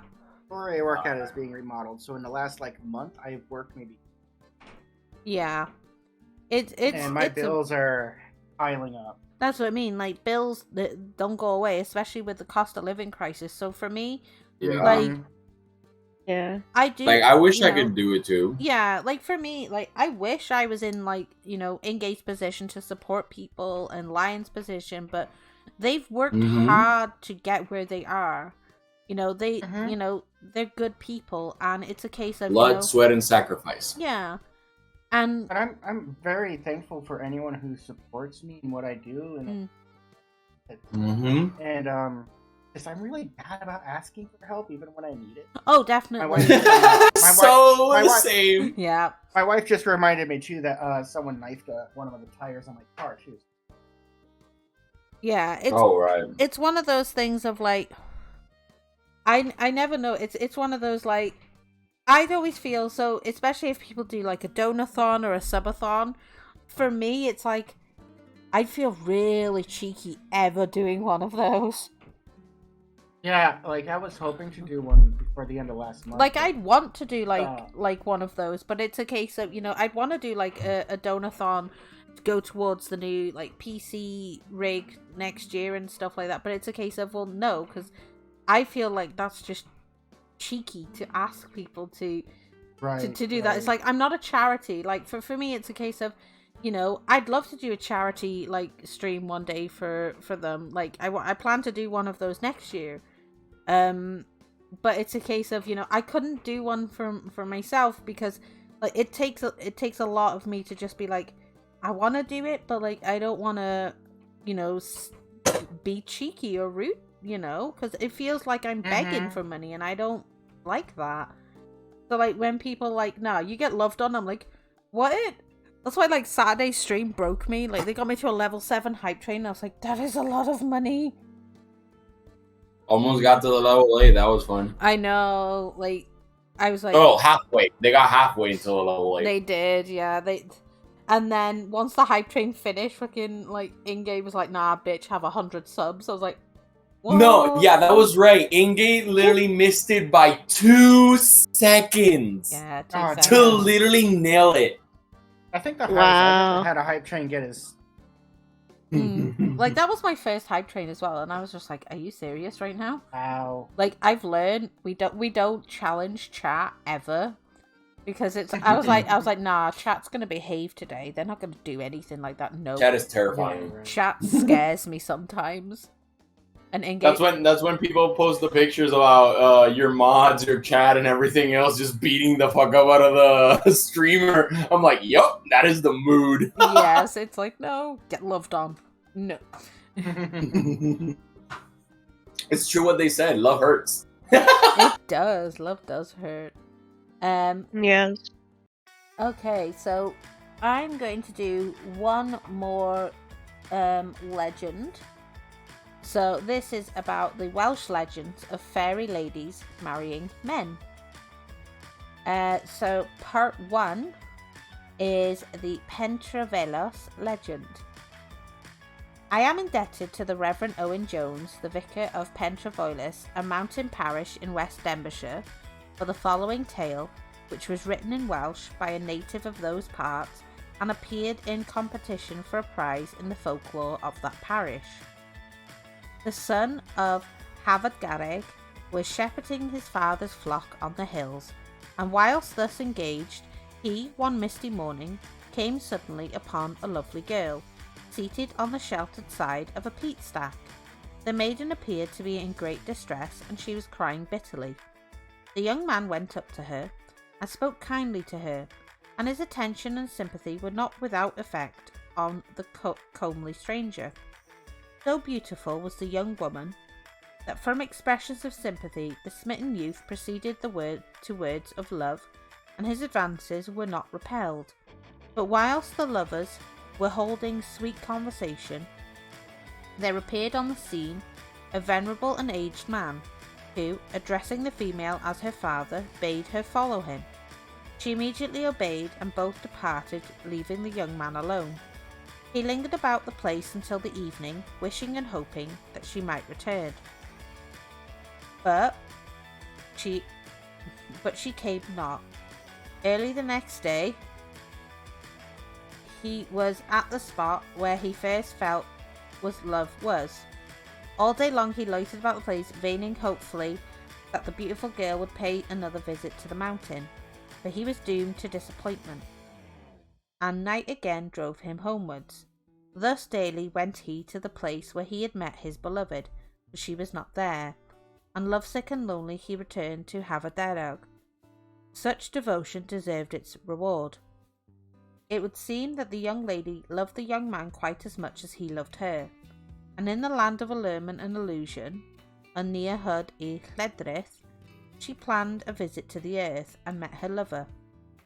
But she was soon missed by her father, and he, suspecting her love for this young man, again came upon them and found them conversing lovingly together. Much talk took place between the sire and his daughter, and the shepherd, waxing bold, begged her father to give him his daughters in marriage. The sire, perceiving that the man was in earnest, turned to his daughter and asked her whether it was her wish to marry a man of the earth. She said it was. Then the father told the shepherd he should have his daughter to wife, and that she should stay with him until he should strike her with iron. and that, as a marriage portion, he would give her a bag filled with bright money.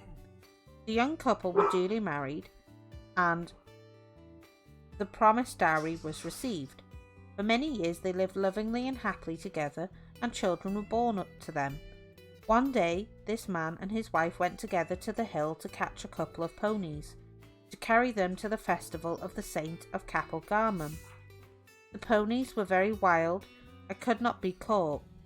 The man, irritated, pursued the nimble creatures. His wife was by his side, and now he thought he had them in his power. But just at the moment he was about to grasp their manes, off they wildly galloped, and the man, in anger, finding that they had again eluded him, threw the bridle after them, and, sad to say, the bit struck the wife. And as this was of iron, they both knew that their marriage contract was broken. Hardly had they had time to realise the dire accident, ere the aged father of the bride appeared, accompanied by a host of fairies, and there and then departed with his daughter to the land whence she came, and that too without even following her to bid farewell to her children. The money, though, and the children were left behind, and these were the only memorials of the lovely wife and the kindest of mothers that remained to remind the shepherd of the treasure he had lost in the person of his fairy spouse. Such is the Pentravolis legend.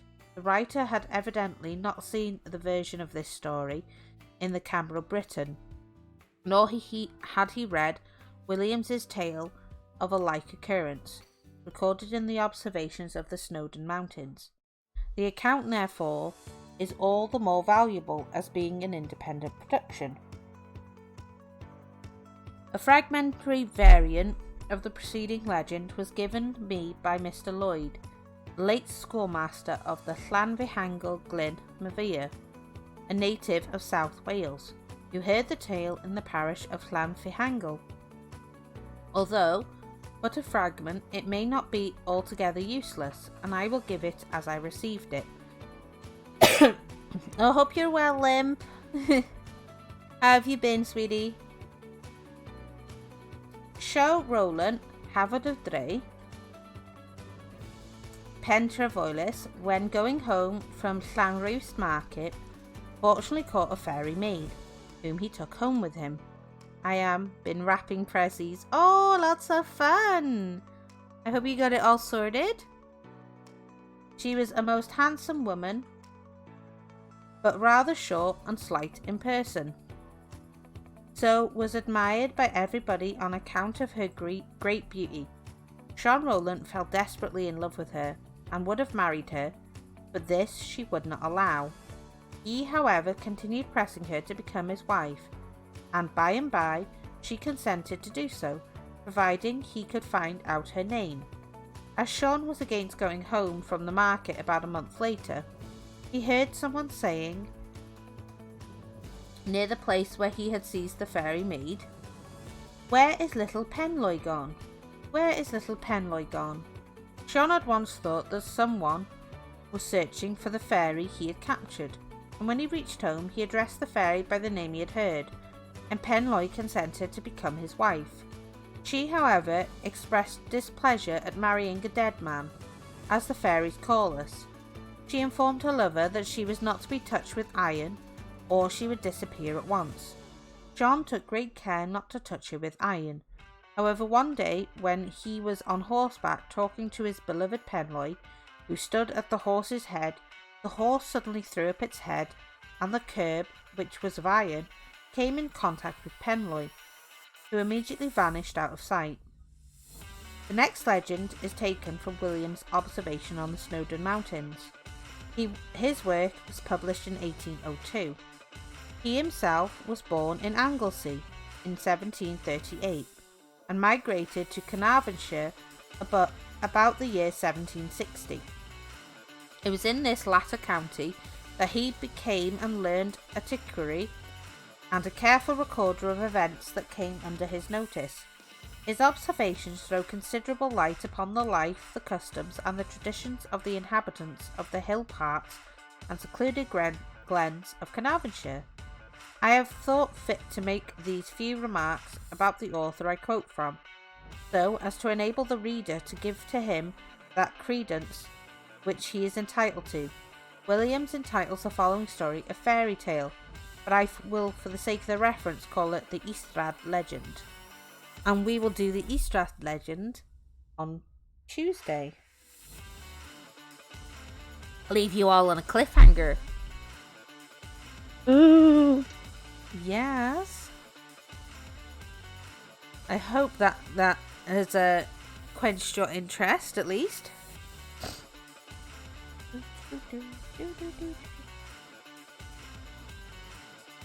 Oh. Yes. That folklore hits in the intriguing and scary on some parts. It's like, is this true? Could it be true? What? Life and reality are a figment to me. Yes. Oh, I'm glad you got all your rapping out of the way.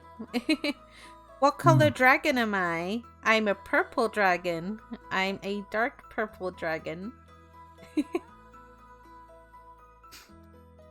And my eyes are purple. Metal or chromatic? Neither, just in natural purple. Or not metal or chromatic. Flesh. Flesh. It's flesh. So chromatic. Hey, don't use big words on me. You're evil. I'm not evil. I'm not evil. Thank you. Hey, Nozomi. Hi. Quick question. Yeah. You being such a big, huge lovers of jellyfish, have you ever seen the anime Princess Jellyfish? I have. And I'm so annoyed that they didn't do a second season.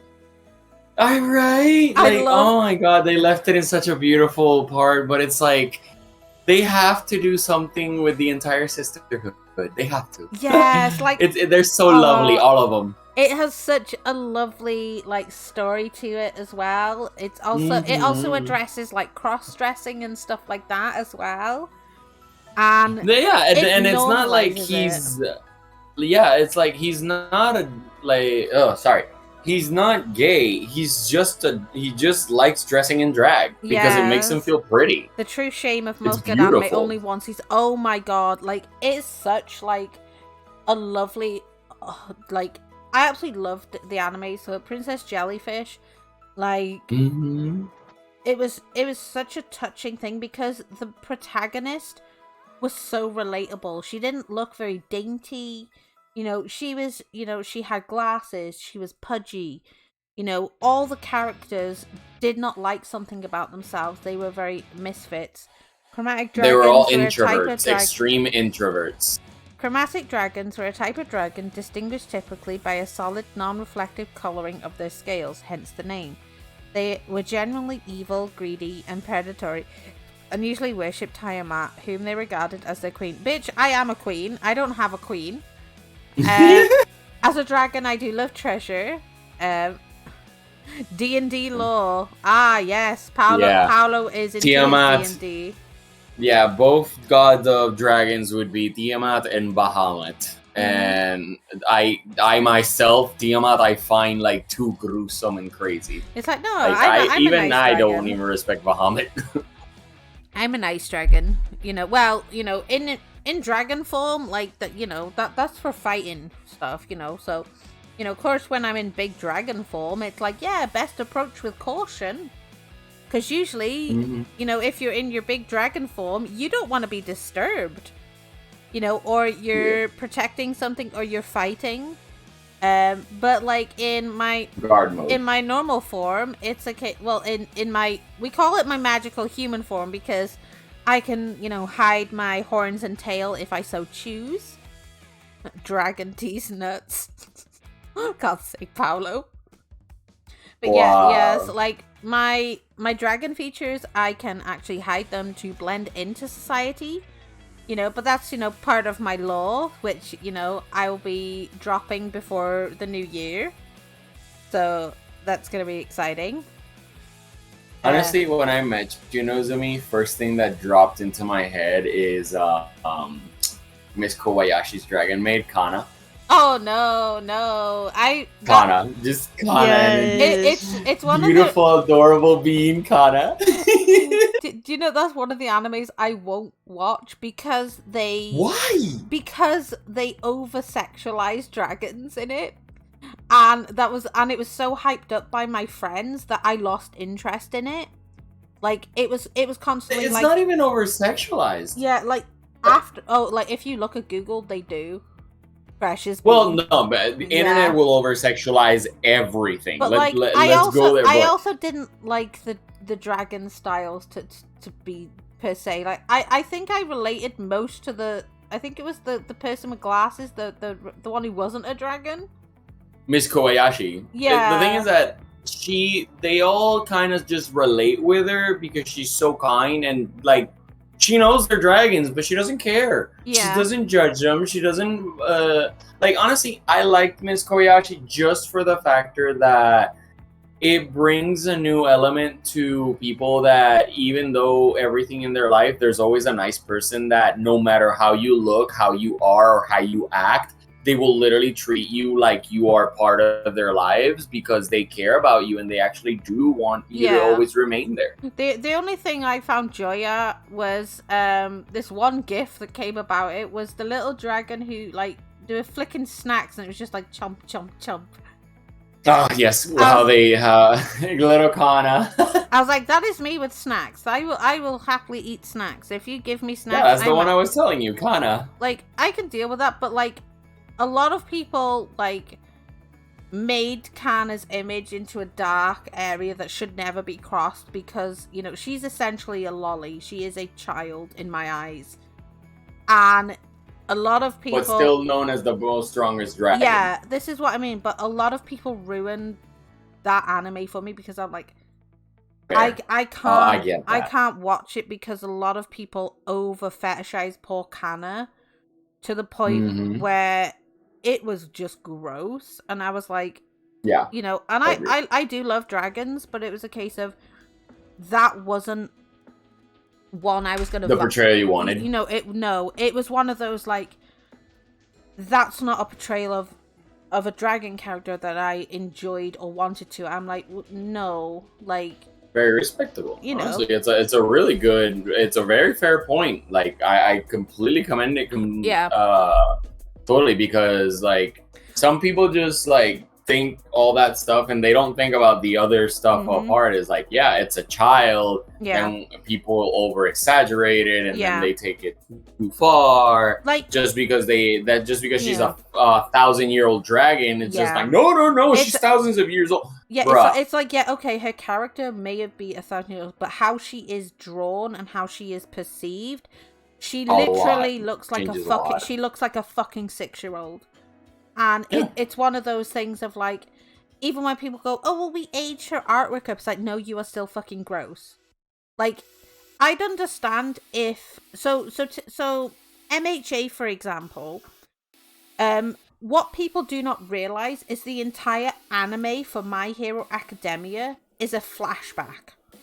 It is a flashback of, you know, how they became heroes. They're already heroes, and stuff like that. And this is what people do not understand. And it's another controversial topic. Again, it's like, oh, you're shrimping over like Bakugo or things like that. It's one of those like they aren't going so far as to say they're going after like the children or anything like that. It's a weird area, like, you know, for me, if it's a child character, like it is under like, you know, 10, that is weird. Even when if it's like what's like 18 or plus, whatever, that's fine, you know. Yeah, you know, I don't want people getting the weird idea, but like that's one of the reasons I couldn't watch the dragon anime, because so many people like, you have to watch it. And then the creeps came out, like to the point where it's that's like, I couldn't watch season 3 of Black Butler. Like people talk to me about so much about Black Butler. I've seen the first one, the second one. I started seeing halfway through the third one. I literally got no, done. This anime will ever touch my hands ever again. Yeah. It's too far. Yeah. Like, it does depend. Like, it's the same with, like, Fairy Tale as well. Like, I like the dragons in Fairy Tale, like the actual dragons. I hate the ending. I hate it. They rushed it. It was too rushed. It was horrible. I've not seen the ending, so I've got to the Magic Games, but like I because of my ADD, like I have to stop. Come with us like a silver spoon telling you everything's gonna get rushed at the end, and you're just not gonna enjoy it, because that's how I felt. It's the same with also for me. Like I can't finish Naruto Shippuden for the reason. I know. I died there. I know who gets paired with who, and obviously with Boruto, who's got kids and stuff, and I'm like, no. Yeah. My imagination is like, no, like because especially if as a writer as well, I used to write a lot of X-readers and stuff for people as well, and give them that immersion where they can make their character into the universe and fit well with them. So of course, if say somebody wanted a pairing with like Sasuke or Naruto, in Shippuden and stuff, and it's like, oh yeah, we know who they actually get paired with, and that's fine. If you I support ships very, regardless what they're, as long as they're not illegal ships, Yeah. And and the thing is, people take it too far. Yeah. Like right now, like the biggest too far I'm noticing on the most current events. Let's put it on the most current events. Is the new Wednesday Addams series. Oh, I haven't watched the Wednesday Addams series, but I absolutely love Addams Family. Addams Family. People are taking it too far, over sexualized. Yeah, like not the show, like the everything out of it. But the actual original person who played Wednesday actually is in the series as well. And a lot of people are shitting on the person who originally played Morticia Addams as well. Eat my coffee bar. Because, obviously with age, you're going to look different than how you were years ago in the original Addams Family, Right. And they're like, oh, blah, blah, blah. It's like, what is your problem? People age. But I have a lot. Nobody stays the same age forever. Let me know. They found the fountain of youth. I want it. I know. Like, they have, you'll hear me snacking on my Kit Kat, it's fine. They did, what bothers me about people in the fandom community, regardless of what fandom you're in, people can be such assholes. Like, if you like a specific ship, if you don't agree with a specific character, or for the love of God, you decide to go down the cosplay route, you will get the bullies, the gatekeepers, and it's like, you don't get to gatekeep anything. You did not. You can't progress as a cosplayer in the Caribbean. It's too much. It's too toxic. It's one of those, you also can't, like, you can't like something. It's like, you didn't create it. Cosplay is for everyone, by the way. Regardless of your skin color, your weight, anything. Have fun. If you're looking for the fountain, we can point you in the right way. Paolo knows the secrets. Tell me your secrets. Your secrets!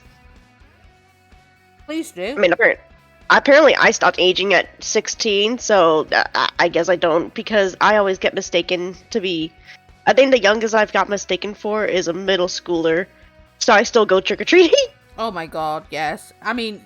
I shave. Play the I can't system. shave. I will literally look 17. I don't like it.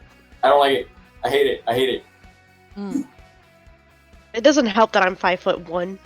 Oh my god, I'm taller than you. Oh, please. No. Size? Okay, in me, size, you will kill me. Because I'm for 5'2". me, it's like... I'm tiny. I know. It's in her bathroom, apparently. What? To ship. No. No, me and size is something. Like, if I could literally find me somebody that's literally around my age, and she's literally under 5'5", Oh my god. I will bury that person Oh my instantly. Oh goodness. Nah, Circus is a big simp for small persons. I stopped growing. Like I stopped growing for a long time. I was like, I've been I'm 5'2". I've been 5'11". 5'2" for ages. I'm quite small. I'm 5'11", and my last partner was literally 6'1", and I was so uncomfortable. Oh. And it's not really the size. It's just like I'm not. It's not my preference. It's not. No, I mean, like, in a sense, it is sort of a preference. If you don't, you like to be a bit taller than people. Like, I like looking up at people. I do. I do. I'm just like, hello. It's one of those. I'm a very small person. I don't know how long I've been this height, but a lot of people, because of how small I am, me face to face is like I want to be able to look down into you and be able to lift you so I can put you eye to eye with me. Oh my god, that would be the most perfect thing for me. I have a fear of people picking me up because it's like I've been dropped before by somebody like who's 6 foot something, and I'm like, no, never again. No, I usually test. Like, I lift you up just a smidge, and if I can't bear with people's weight, I don't even try. Oh, honey, and then if I try to lift you a little bit, and then you panic, I don't even try it again because I've had people swing. It's like I'm trying to lose weight, so I'm a heavy dragon. It's like y'all don't pick me up, you will bust your back, bro. Same. Like, don't try to pick me up because you're not gonna pick me up. It's in her bathroom, apparently. Bro, that's 2 inches. We've seen fingers with more length. I have tiny fucking fingers. What the fuck, bro? I have, like, super tiny, like, I've seen, like, I've had friends before in the past, and we've compared hand sizes. My little finger is literally half the size of their little finger at some point. I'm like, what the fuck? Oh my. And then I stare at my little finger and like my hand for a while. And I'm like, why is my hand so fucking small? And then it's like me meeting y'all face to face. Y'all see me, just look, put head down, and I can't even hide myself because I'm looking down. It's one of those things. Like, I'll try and grow my nails out like long myself just to try and give my fingers a tiny bit more length. And I'm like, I have tiny fingers. Like, bro. They're so small. I love it. I honestly do love it. Oh. No. But for me, that's a big oof. It is 25 past 12 for me, so this dragon is gonna have to go to bed. But ooh, yes. I will move us to the stream ending screen at least. So they can't see you, but they can hear you, sweeties. So we are gonna be rating out my favorite vampire, one of them. Tiny fingers equals built in lockpicks. Oh, honey, I cannot. Oh my god. I can't do that one. You're fine. So we are gonna rate out my favorite vampire. She is beautiful. More like tiny fingers reach between very good spots. I would say Vampykin. So we are gonna go raid Vampykin. So make sure you say bye guys. Bye. Thank you. Honor to be here for y'all. I'll be doing another continuation on Tuesday because tomorrow is family movie night. So I'm gonna enjoy a day off and make sure I still take it easy. So, I'll have a schedule like 1 on, 1 off for now. While I, collect many more tales for you guys. And I'll be continuing on from tonight to pique your interest. So it is bye from me. But please, I hope you stick around for the raid and give Vampy lots of love. So it's bye from me. And from my lovely guests. So say bye guys. Bye. Take care now. Bye.